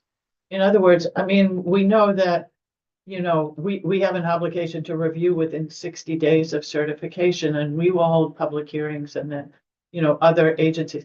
But is there also a separate set of public hearings related to the draft environmental impact study? No, it's the same. Okay. So So, how do you sort of turn on a dime if the EIS identifies issues that really change the actual proposal significantly? How do we turn on a dime? Yeah, Well, we I have mean, the they're regular concurrent. process. So it's taken now a year for a plan that we haven't even seen yet. And again, if these are concurrent and all happening in the spring and presumably before the summer, again, if something is in the EIS that basically says, whoa, this really has to change radically, that just you all go and just change that quickly? We would have to try to find a way to change it within the ULURP process. I can wrap just the next couple of talking points, and then maybe we can get back to this because I think it might help with a little bit of clarity at the end, or hopefully it does. So I just left off with the DEIS public comment period. Comments received during this time will be incorporated into the final environmental impact statement. And so after that, once the final EIS is complete, then each agency makes its findings and the environmental review process concludes. So as I said at the top, the purpose of the document is to identify the effects the proposed actions may have on the environment. So the CPC and the council will be fully equipped with the full environmental review prior to making any voting decisions on the project. And then my last slide is just the timeline, which you guys have all seen. Sorry, before we go to that, on Yeah. this slide, the public comment box that you have is separate from our responsibility in ULURP. Yeah, thank you. That's why I'm confused there. It's not separate. You want to go to So the next slide? I guess my real question is, do we vote after the end review process? Or do we vote before the final EIS is sent to the agency? Think. Yeah. Tell if you're looking at me. Yeah, I'm trying to prod you, yes. Just say Lara. I can do it. It's 2 nights in a row. So when we enter into ULURP, we will have the zoning actions, we'll have the draft EIS, and we have a neighborhood plan. And so those 3 documents inform the ULURP process. And at the end of the ULURP process, we can, at each stage, you guys review them, tell us your comments, and make advisements on them, share conditions. The CPC, the Planning Commission, reviews all of these documents plus your comments and conditions and makes a decision. And then the council reviews these documents, and each stage holds a public hearing, looks at your conditions and advice, along with CPC's modifications and movement forward, and then they make a decision with all of that content. But our 60-day review period happens after the draft and before the final E EIS. The final EIS doesn't happen until after very end, right? I was like, what is it? Around Yeah, the it CPC commission vote. after the CPC commission. So So it's yeah, around the same. same time, Can I right? ask a question? Yeah. So this is actually news to me. I don't know where I've been for the past 2 years, but that the neighborhood plan would be released concurrent with the rezoning action in the EIF. I sort of had an assumption that we would see the neighborhood plan and then we'd get to talk about it a little bit. And then there would be all these formal actions. So we're actually not going to see the neighborhood plan until you get certified. So the neighborhood plan is bringing together all of the content that we've heard to date. So we'll have a meeting prior to ULURP to explain what's in the neighborhood plan, along with what's in the ULURP process, or what the ULURP process is and what the environmental process is. And how much prior to, you'll have a meeting prior to you? Yes. A meeting with us? We'll have a open meeting, like our public meeting, not a community board meeting. We can certainly talk about it at the community board meeting, but we're gonna hold a pre-certification like meeting as we do with all of our, the bigger one to the bigger public. And how much prior? I'm just really trying to understand how much time we have to absorb and respond to what we, About a month. That's about a month or so. To the neighborhood plan. So the Alone. Huh? Like, we have 60 days to respond post certification. Correct. So prior to certification, we're gonna see the neighborhood plan. In that time between seeing the neighborhood plan and certification, let's say you're saying we have a month to respond to the proposed neighborhood plan. You have ULURP just propose to not respond a to the month. neighborhood plan, but the plan is it's a document that shows what's been happening through the process. What was the vision and goals? What were the draft strategies? Like, there's nothing new in the neighborhood plan that you haven't already seen. you Because- mean the neighborhood plan doesn't include specific actions like commitment That's to? the zoning. That's the zoning. That's separate. Not the No, zoning. Christine, I no. assumed that the neighborhood plan, for instance, No. included public investment actions that are not part of. No, that's part of ULURP. So the neighborhood Plan. plan, If Yeah, it what- doesn't the include. neighborhood, the final, Plans we the final neighborhood plan will be at the end of ULURP. So it is just a draft. So think of it in this format of like, we're submitting a document. We're bringing a document to the table that shows all of the community engagement, what the draft goals were, what were the draft strategies that were developed through this process. And then that is paired with a zoning action, which is the land use application, and with the environmental review. So that way, anybody who's reviewing this process has a documentation of what has been put out into the public already. So there's nothing new within that document. And I think the word plan is probably Yeah. the That's the confusing So it's more of a confusing part. history of what it's has a been historical like documentation of what has been there. I mean, So- there's so much that's been totally abstract to date. And let me just stick to the waterfront. You know, we haven't seen any new waterfront, what is it called? The WAP. We haven't seen the new waterfront requirements. We haven't seen any proposals for the actual public spaces that might or might not be part of that, apart from the walkway. We saw the green blobs. We saw 3 green No, we blobs. saw- I we remember saw that. stars. We saw Yeah. 3 little stars, which don't really represent, I mean, that's what I mean. It's been very abstract. So I mean, put more bluntly, how are we not being disenfranchised? well, I wasn't. Well, I the wasn't- ULURP process is a really important part of the process, which is the community board's we're- reaction. Well, we're There doing, was some promise we're- for we're- comprehensive community planning. we're listening. That's how we're this all listening, but started, nor- right? Normally in a normal, you know, we hear, the phrase that was used a lot over the last year was, "we hear you." But generally, "we hear you" should be responded to by, "and here's what we heard." And then we get the opportunity to go, you know, that's not exactly what we said. What we really said was this, we're not seeing that dialogue at all. We're not, it's just not happening. And forget dialogue. I want to see drawings.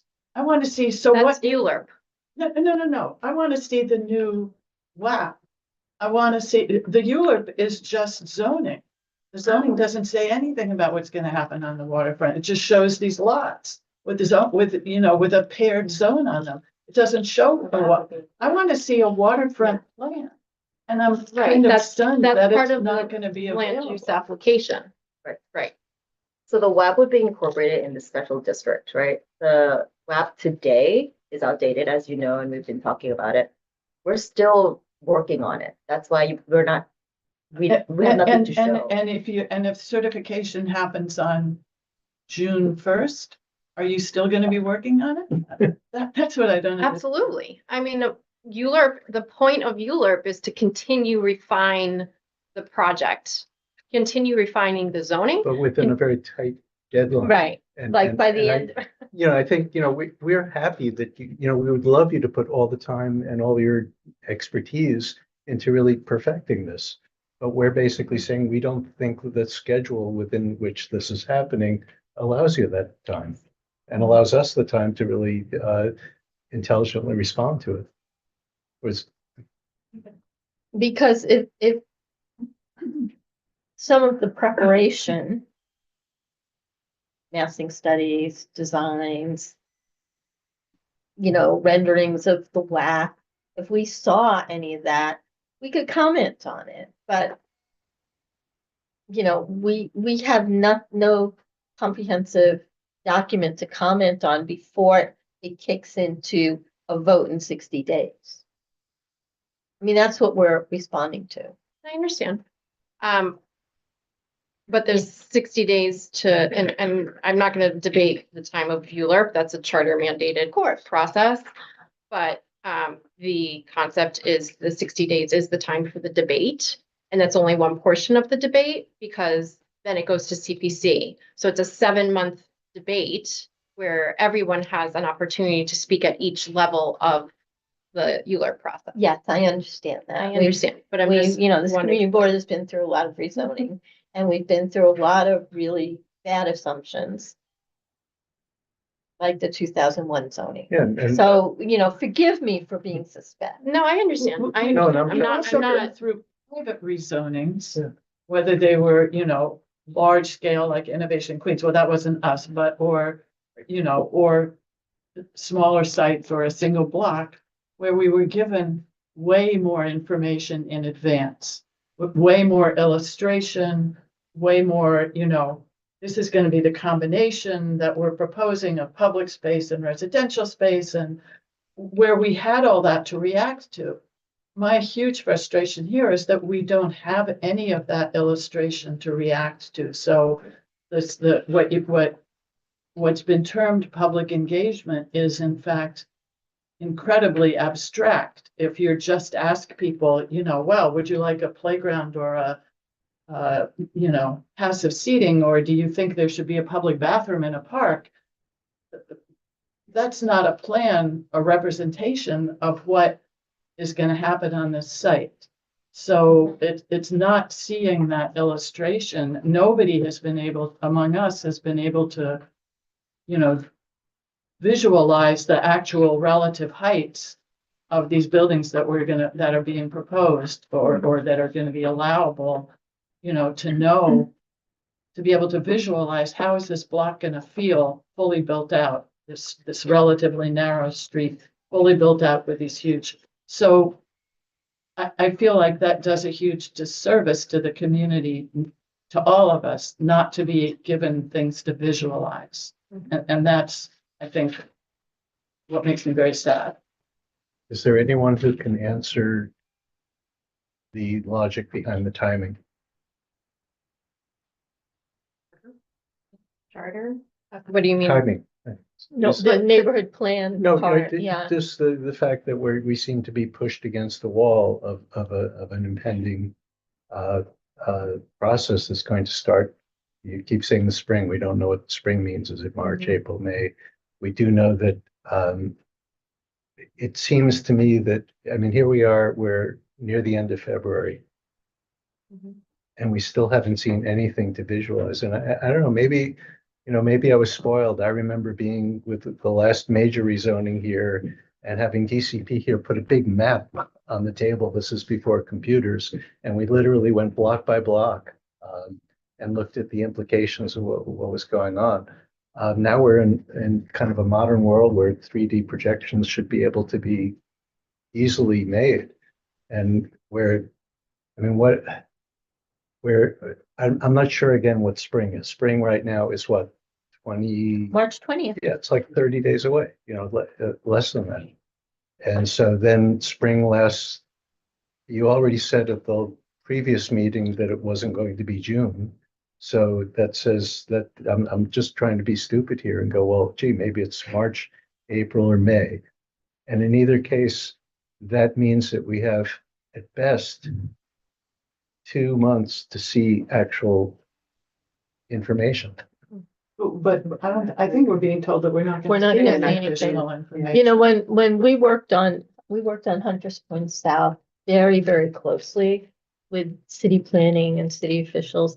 And literally, we talked about streets that were gonna be created and whether they be bike lanes or buses or how they, we had a lot of back and forth and we're able to visualize. I mean, we feel like we're operating blindly here. And while people have put up a lot of Post-it notes, nothing, I know you're all working diligently to put this thing together. So there must be shadow studies that you're doing. So you must have renderings of tall buildings that are gonna put shadows on, the waterfront or something. So where is that? Like, where are those? Where are those now? And why can't you share them? So we haven't gotten all the chapters done yet. We're still working through a lot of the chapters. And when it comes to an EIS work and how the process works is that it's released at the same time as ULURP beginning. And we work up until the day, usually, of that release. But I think what you're hearing is we've experienced other scenarios with other rezonings. And for instance, why is it that the private rezoning of Innovation Queens, that development team was required, I believe, really, to put that information out there for public, for public comment and review and engagement. But this publicly sponsored rezoning hasn't put any of that information out there. That's what I'm a little stunned by. I keep saying I wouldn't mind that if it was down the road, if the proper amount of time was being given for that to actually be released and for us to absorb it. But that's not what's happening here. I think it's a little bit different because of the fact that you can't compare a private zoning to an area right zoning. So a private zoning, a developer knows exactly what they're building, what they're putting on the table. So it's very, very different. So I just want to make that distinction between private and area is like, I can't tell you every little thing that's going to happen on that site. This is impacting such a broad range of not just area of people, of lives, of businesses, it has huge impact. So there's all the more reason for it to be that much more transparent and for it to be more careful. And again, I keep trying to understand where this push is from. Is it like, does Adams want to have this in place before he's, kicked out, or like, what is the deadline here? Why is this, so critical that this happen in this time span when we feel, from our perspective, it doesn't seem ready. It's not ready. I can just speak to the EIS, and I don't know of any instance where an EIS is released prior to ULURP starting, because ULURP is the process for that. What we've all been working towards is making sure that ULURP is a better process. And that's why we wanted to have so much dialogue prior to that happening. And so everyone's a little bit more prepared to be part of the ULURP process. We don't have the EIS. The EIS is one document that, discloses information, but also what is disclosing the information into the process is all of the conversations that we've had already. And we're setting the parameters of the goalposts of what we think between the no action and the with action. We have all of that room to talk about what should happen, where should we land within that space, But we talk about with whom? within the Euler process. Within the Euler project. So But- you're, but I guess I understand what you're saying about the protocol of the EIS, and maybe that's something that, you know, is etched in stone, but basically your zoning actions haven't, to my knowledge, substantially changed to date since the study was released, or anyway. So from that point, it would have been possible to provide a 3D massing study of the envelopes allowed under those zoning actions. And I know that there's different scenarios for who would, which envelope would be adopted, but you could still show a basic, this would be the commercial one, this would be the residential one, and show that. And that's commonly done, and that is information that, I don't understand why that information could not have been shared and been part of all these community conversations that we've been having. So a 3D model only gives you one thing, gives you what the height is gonna look like. It doesn't tell you what the impacts are gonna be. It doesn't tell you what benefits there is gonna be. And so I think, like, what value is a 3D model without knowing all the dialogue around it? 3D model is hugely important to people to understand what you're proposing relative to what's around it. It provides what's there, context. to provide context, to understand how their neighborhood might change. I mean, I know it doesn't tell you every variable of what's going to go into the buildings, but it's huge. Are you saying that giving us that information somehow makes us focus on just the one aspect and therefore it detracts from the rest of the comprehensive study? Or because isn't that data that you already have? I think that's the question. I don't have the data yet because we're still writing the EIS. So we don't have that data. But it would have been possible to extract that data. I mean, the zoning is the zoning and the envelopes are the envelopes. So it would have been possible to provide that information. So you just want to know the envelopes. You don't want to know the benefits or the impacts. I think we want to know both. Yeah, we want to know everything. Yes, we want to know we want to be able to visualize the envelopes. I think to see, there's a very high density site, R10 or whatever. Anyway, one of the highest ones that you're proposing is right across the street from Queensbridge. So I know that Queensbridge isn't.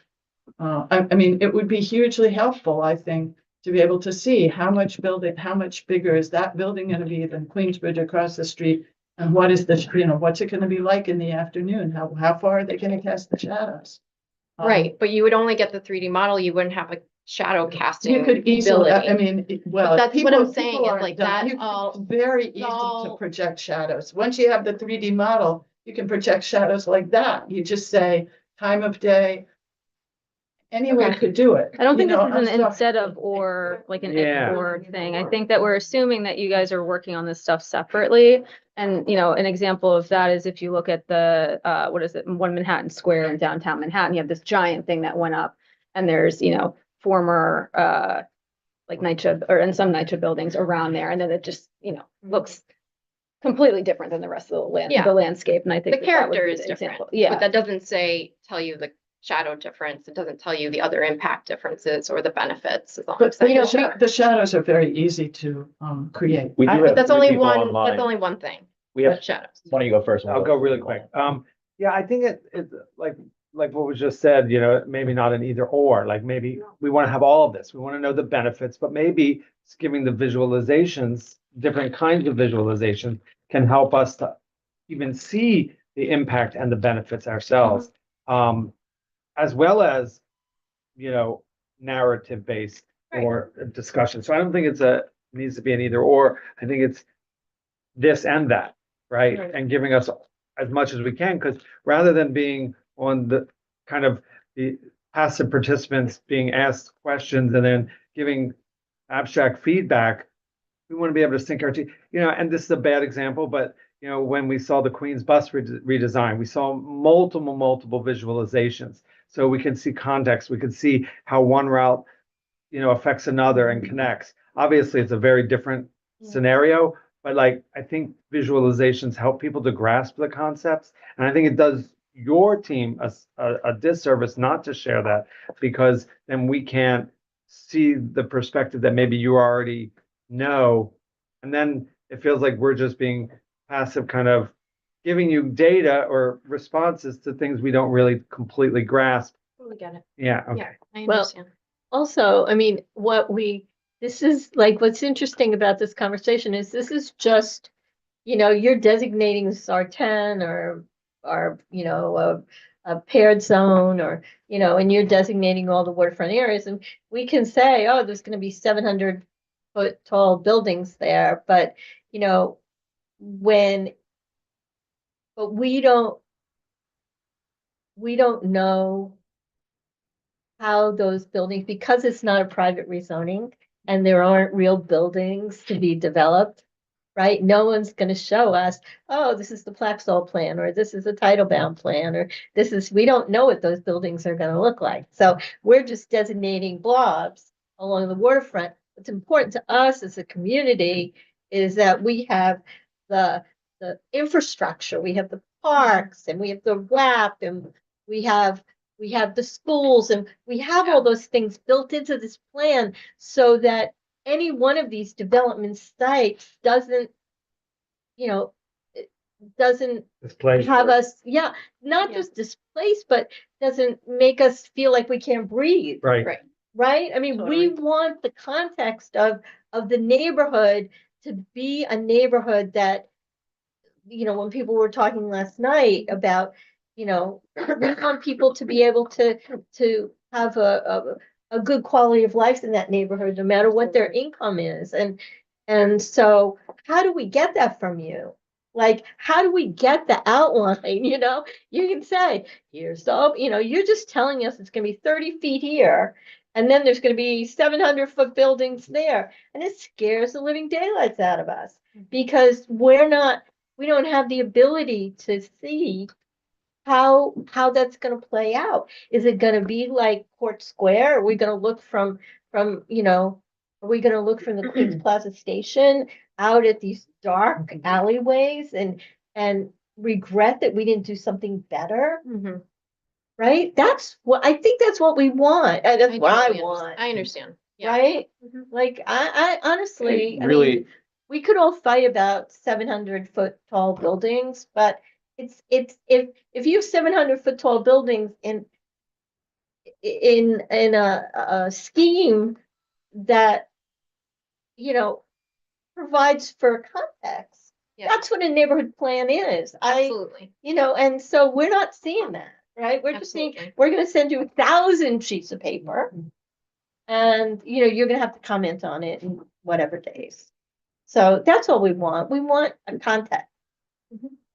Hey, really quick comment, then we'll go to the hands online. But it seems like, you guys are definitely going to provide us with the reasonable worst case development scenario and all of that as part of the EIS. But I think what you're hearing right now is we want you to go sort of above and beyond what's required from that document and from the ULURP process. Yeah. And maybe even a window into the works in progress. And I don't know how willing you are to give that to us. We might have, a month or two before you release all those things. But if you could share anything that your teams are working on internally so we can get a head start, I think that would be appreciated. Okay. Cool. Let's do Sheila and Danielle. Thanks again, Sheila. Michael, you had your hand up first, so I appreciate the permit, but Michael had his hand up and I was up No, and I've down. been raising and lowering. I think I'd like to hear the rest of the presentation, so I lowered my hand. Okay. So I'm just very quickly, a couple of, back and forth about, yes, this is public and the Innovation Teams was private. Hunters Point South was public, and we were much more engaged along with the process. We know that you're meeting with the property owners who have property within the public rezoning. So why are they being provided with more of the along the route work than we are? Because there's definitely engagement happening there. And so we're the public. That's not. So to me, that's a conflict in, what you're supposed to be doing. 3D model benefits in and of themselves, as was previously said, are hugely helpful. And I feel like more of the holding back of the pieces is a fear of us providing more critical input into the process. So that's why hold back? To me, that's more about a fear of the amount of public input, which this is supposed to be a community, a shared process with the community, but it's feeling like it's a very gated process that will then, as has said, dumped on us at the last minute to limit the amount of input that we could provide. And then the question, are you not allowed to share along the way? Is it like a hard thing? We are not allowed to share along the way until everything is done? Like, is that like the rule? Not just what you do, but is that like the rule? Or can you? And if you can, why not? First question. So I do want to make the distinction. I think Hunters Point South was all state-owned land. So that comparison would be similar to what we will be doing for the publicly owned land within this process, because we will have a design process for that. We'll have a complete discussion It's about. in two parts. Part of it was city and part of it was state. Well, yeah, but the state-owned land, it was state land that was transferred to the city. So Right. it was all public sites, basically. It was public sites.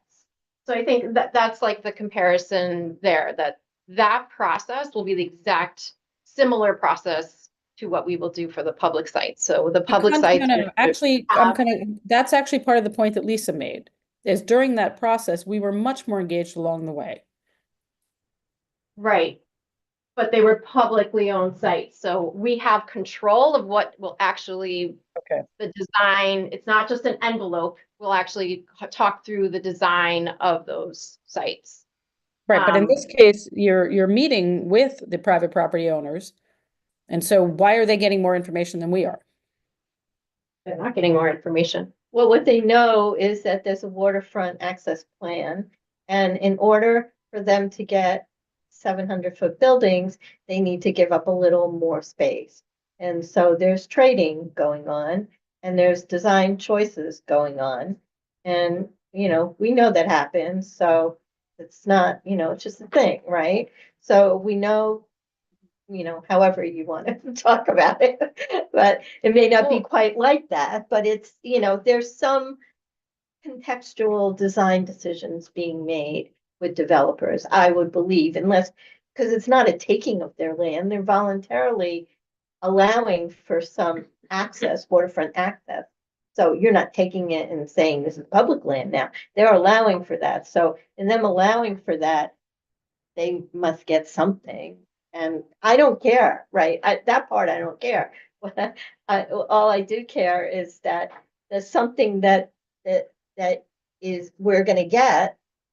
We know, right? I mean, I think that we know that their land is all going to be R10 and there's going to be waterfront, so why can't we see a design scheme from you all? Is there a rule like Sheila asked, or is it just a decision? It's certainly protocol. Protocol is not a hard and fast rule. I can't comment on that. So then to her second question, if it's not a rule or mandated by the process, can we see it? Something? We don't have anything. It's just not done. I think that's a struggle. We want to share things with you. We just haven't gotten there yet. We're working as like a limited city planning team. I know my team is working crazy hours. I wish we had like the private monies to have like hire all the consultants and whoever to design all the stuff and then bring it to you first, but we just don't. I'm genuinely letting you know everything that I'm saying right now, we haven't baked anything. We're still working on it. So when that time comes and we're trying to meet that certification timeline as well, that is when we are all working towards that deadline. So we just don't have anything to show you. So I when, guess so, I'm sorry, but I hear that. But I'm hearing maybe for the first time tonight, what you're calling the neighborhood plan, which you say will be released a month maybe before the ULIP certification, actually is also not going to have any of that. So even a month before the ULIP certification, we're still not going to see any 3D, any 3D, Christina, I don't think we're ever approximation. gonna see anything 3D, because even the EIS won't have any 3D rendering. No, I the don't- EIS will have 3D. The EIS will have shadow studies. Shadow studies, yes, but Yes, but nothing no, it has 3D. bulk, it has bulk render, it shows bulk. I want to clarify the way that I have interpreted and thought of the draft neighborhood plan. I see it as like a complement document that it goes along the side of the land use application that's very specific to zoning, right? And then, of course, we're talking about the environmental analysis. The draft neighborhood plan, the way I see it, is like compilation of everything that the partner agencies have come together to say like, oh, we know that this plan is happening. Here are some things that draft strategies that you guys have talked about throughout the engagement process. These are like draft ideas and things that have not been finalized. So that's how when I'm is, seeing so it. that land you're talking about the land use review procedure. And then do you mind going on the previous slide? You had or someone, for me, do you mind? So the end review process there. So you mentioned uniform land use review procedure. Yeah. And then end review process. So is that the review, strictly review, and then it goes through a separate land use application, and then there's a separate process there, or is this the entire process? This is the entire process. So, They run in parallel. so we're saying that there's No, 7 months. Oh, that because that's entire. each agency and everything. So- Yeah. And so our last time to give the community board to land use committee has our last opportunity to provide comments on something that will then become an actual land use application in that public comment block.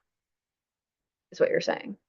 So On the bottom green left. is showing the environmental review track, and the blue is more the like land use application track. So the two run in Yeah. parallel with one another. They are separate and similar timelines. But when is compared to, because I'm hearing you guys are going to work on something that is fully baked and there's, diagrams and renderings and stuff like that.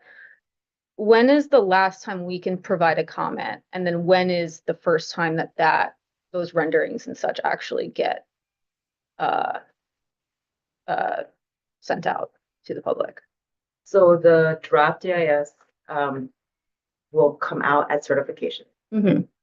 So you guys, once it goes out to certification, you'll have the official 60 days to, as a community board, comment on it. And then the recommendation is submitted. However, that process does not stop the community board from continuing to review it. Let's say you want to go to the borough president as a community board and advocate for what you have recommended. That process still continues 30 days on. And then that process goes on to the CPC, a hearing, which is also 60 days. Your official role stops at the 60 days, or yeah, that's where the whole signature happens. And then the review itself, though, you can still advocate it throughout the entire process until the very end where the council votes. And then when, separately, EIS. do those renderings and the actual kind of plan, like not just neighborhood plan, but plan in the true sense of the word. When does that get released? The final. You're saying the final? Well, because Does if it's draft comment. when is the draft that then maybe there's public comments and changes a little bit, Yeah. or is it just that like it comes out and it comes out when it comes out and that's what it is? And that's the final The release. mayor signs it. I mean. Yeah, city but council votes and then the mayor signs it. So- But I'm So saying that the like, is there a draft? document, the draft documents Yeah. are released, they're posted online the Friday the Friday before the certification of the document. And certification is that the CPC looks at the entire land use application and says this is complete and ready for public review. And so then that kicks off when it's transmitted to the community board, kicks off the 60-day period. So we have 9 days to have that transmission happen. I guess I'm But confused it's with posted that. online prior to that. So you're saying we're gonna see renderings and everything? No. No, but that's what I thought you just said. No, you'll see, 1,000 pages. Yeah, No, no, no, I'm not there's talking, never- I'm talking about the EIS. I'm talking about at a certain point, there is then the land use application that says this is all of the zoning and this is what we're gonna do and here's some renderings and everything. No. Correct. When is that? There's never a There's rendering. there's No never. rendering. There's No no rendering. rendering. So so there's never going to be any kind of actual diligence on the, We have illustrative renderings because Yeah. we can't say, I mean, the zoning is looking at, in any city, I've worked in many Mhm. cities, it's illustrative. Yeah. renderings. Yes, so then the illustrative renderings that include. which means that it's not potential- necessarily exactly how it will look when it's built. We understand Yeah. that, but illustrations are very meaningful. Yeah, yeah. Look at what- Illustrative renderings, we have no, Yes, this are the. that was the last slide, yeah. So, I mean, part of the problem is, we can't hire consultants either. As you well know, you have a team of environmental experts and your team is working really hard. It's just us. And we would like to have as much time, even if it's prior to certification, to talk about this more. Good. And I know that, I'm sorry. yes, no, go ahead. I know that Anatole at the last meeting had suggested a working group. And we had said that we will come to your table, Zoom, physical, once it certifies, we'll be here every day if you need this to be, as your full-time job. To talk it through with you. What is the schedule that you guys want to have with us? We're happy to meet it. Saturdays and Sundays not allowed. I have another, just, I like. Can hopefully I this is- Let's actually go to Danielle. That's true, first. yeah. can I ask my question? Danielle, So go ahead. thank you. So first of all, I just want to make a comment. I agree with everything Lisa and Parmeet have said, and I just want to remind everybody that for some of us who live in the area, like this is like, I know you're working really hard, but this is like life-changing for me. Like this is the thing that is going to mean like I'm going to be able to continue to live in not only Long Island City, but New York City, or I'm going to have to live because I'm going to have to leave because I'm priced out. And that's not just me, that's a lot of my neighbors. And I just want y'all to think about that as you're doing this. Like this isn't just about like wanting to control things. This is like my real life and my neighbor's real life. And I just want everybody to think about that.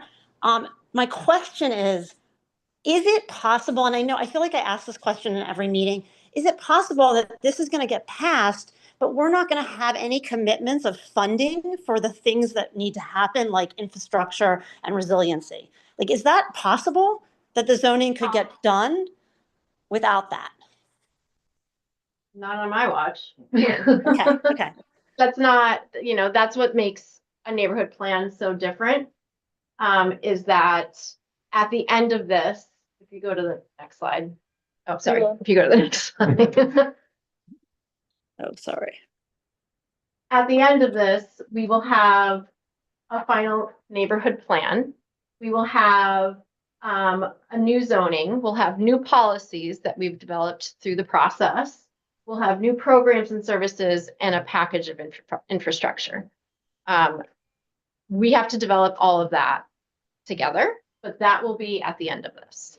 When does that happen? That the Policies and all of that. ULURP. How? But it's not gonna happen on our 60-day watch.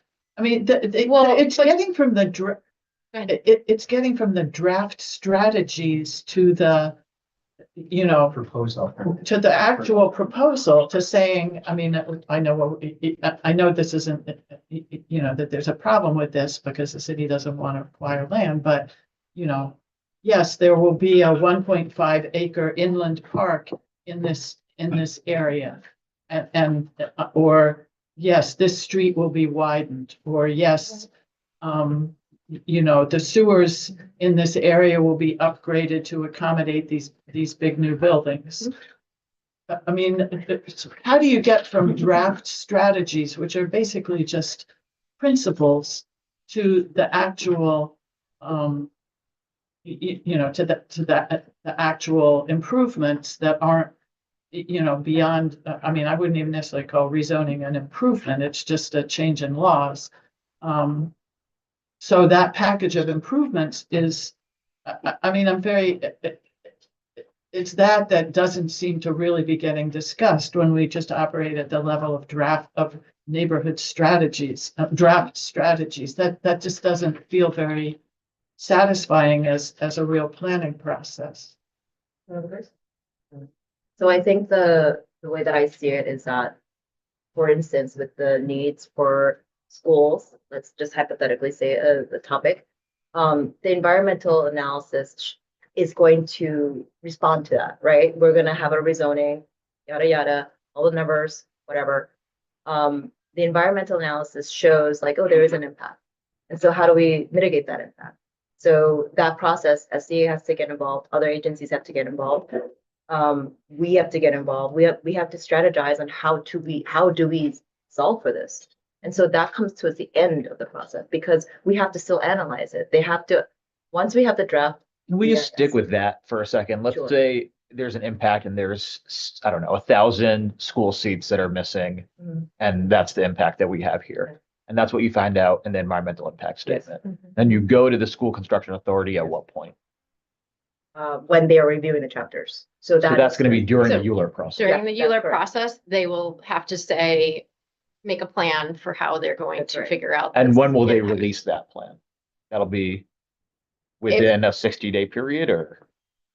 No, they have to, I think they respond at the end, right? Because we need to have a mitigation plan by the end of the process. By the end, do you mean by when the mayor's already signed it? Or Go to the previous slide.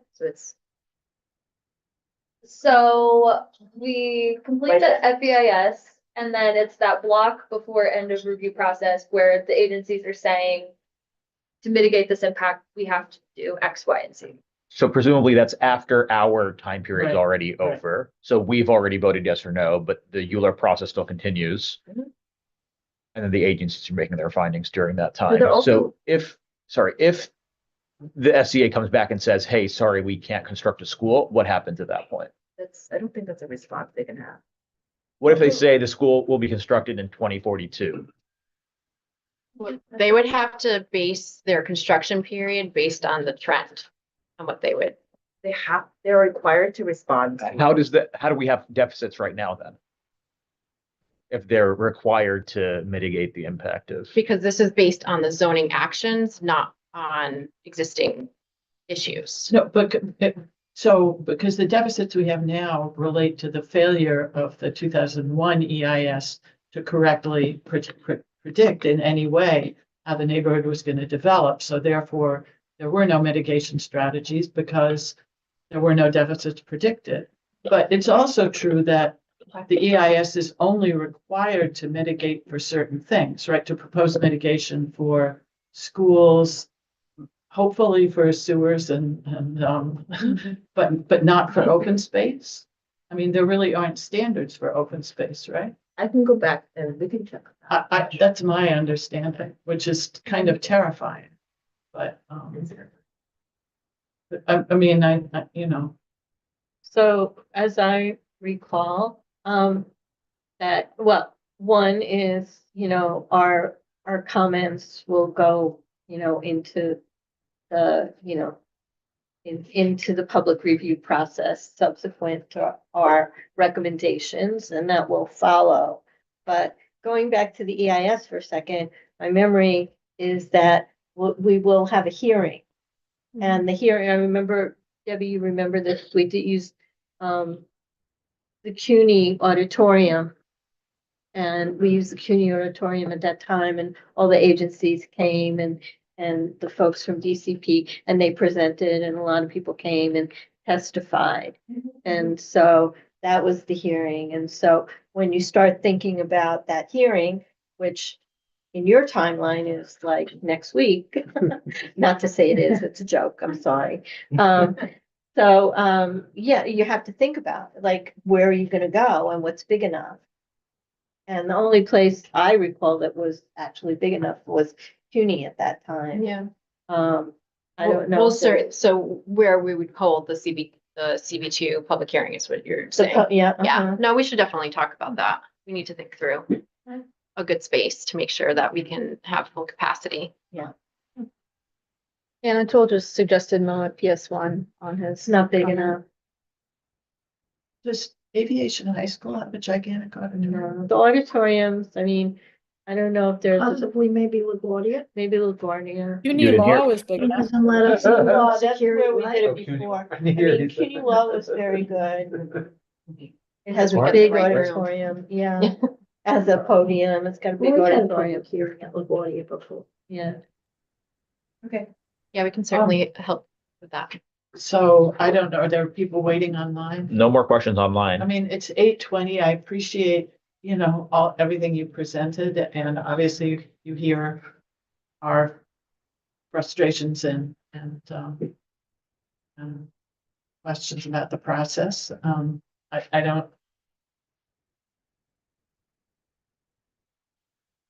I think the question of what you're, we feel that it would be really helpful to the community, not just us, but to all different groups in the community to actually see more real visual data about the implications of the rezoning and what it would allow. And I just want to echo the ask that you've heard from many people that be made available earlier so that people can better understand the scope of what's being proposed here. I don't know if anybody else has any other comment. Would any of the illustrative, Can I just say something? Yeah. And to add to what Lisa was talking about, we had maps which are still here, of exactly how you're gonna access different space. And, some were very specific, some were more broader scope when it was discussed.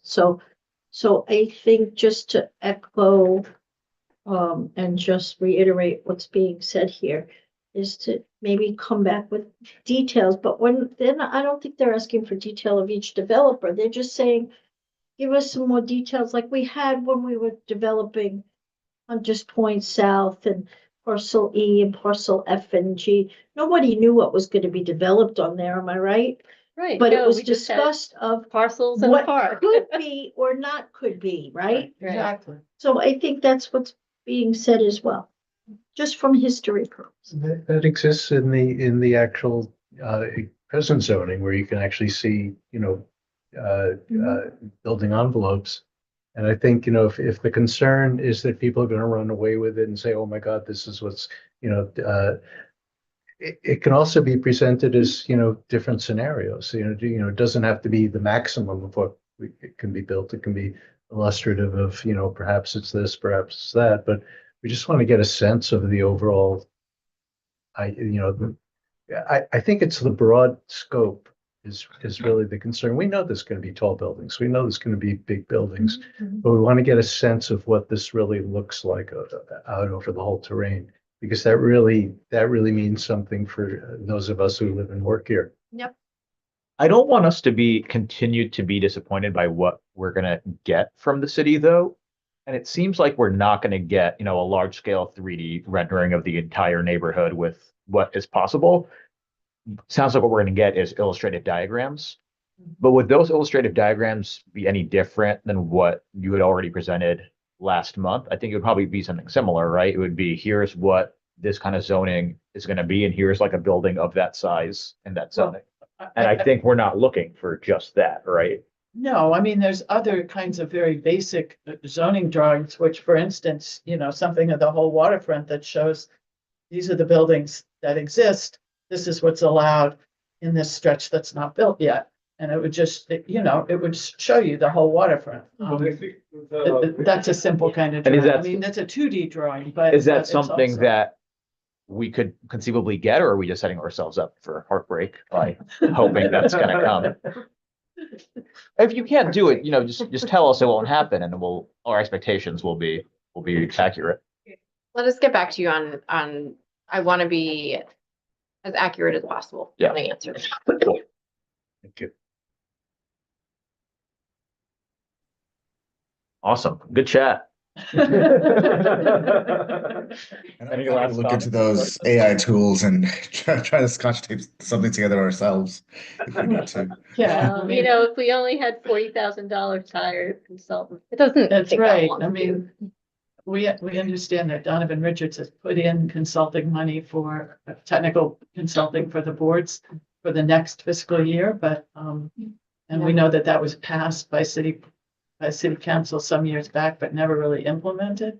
But I think we're really, really feeling its absence here with this massive project. And so, it's really problematic for us. We hear you. We'll get back to you. We know it's not personal. No, I don't feel that. Let me know if it's ever personal. I would love to know, so I can like figure out how to fix that. Okay, thank you very much. Thank you. Motion to I adjourn. have a piece of good news, if it hasn't been shared yet. 4939 Van Dam demapping application is dead. Thank you to everybody working together. Thank you to the Councilmember 1 for really pushing it and getting it to this process that let us preserve public land for environment. If only rainwater can use it, that's better than nothing. So Great, thanks, Anatole. That is interesting news. I mean, it makes me feel like, our voice sometimes can have an impact. And Sheila, just on that, great news. Thank you, Anatole. I'll throw up more little horns with colored confetti coming out of them. Can we get the reasoning? The reason will we get a letter from BSA? Because I'd like to. I don't know. I'm sorry? I don't know. I've only heard of the fact Well, that thank you the for that, application because was- I'd love to get the reasoning, because that's precedent to use. I don't think they give reasoning. I think it's just a yes or no. Yeah. And this is No, they the- do give reasoning. Send it to us. They do it where Yeah, we'll it's- send it. Yeah, yeah. Again, just Yeah. like. And from what I understand, this specific demapping was a different, didn't follow the usual process. So it was a bit non-standard. But Lily, I'll let Laura Singh get back to us about whether we're correct. Thank you. I'd love to know just a little language around the reason. Be great. Well, thanks all. Thanks, Motion to everybody. adjourn. Yes, all in favor? Good night. I'm gonna stay. Okay.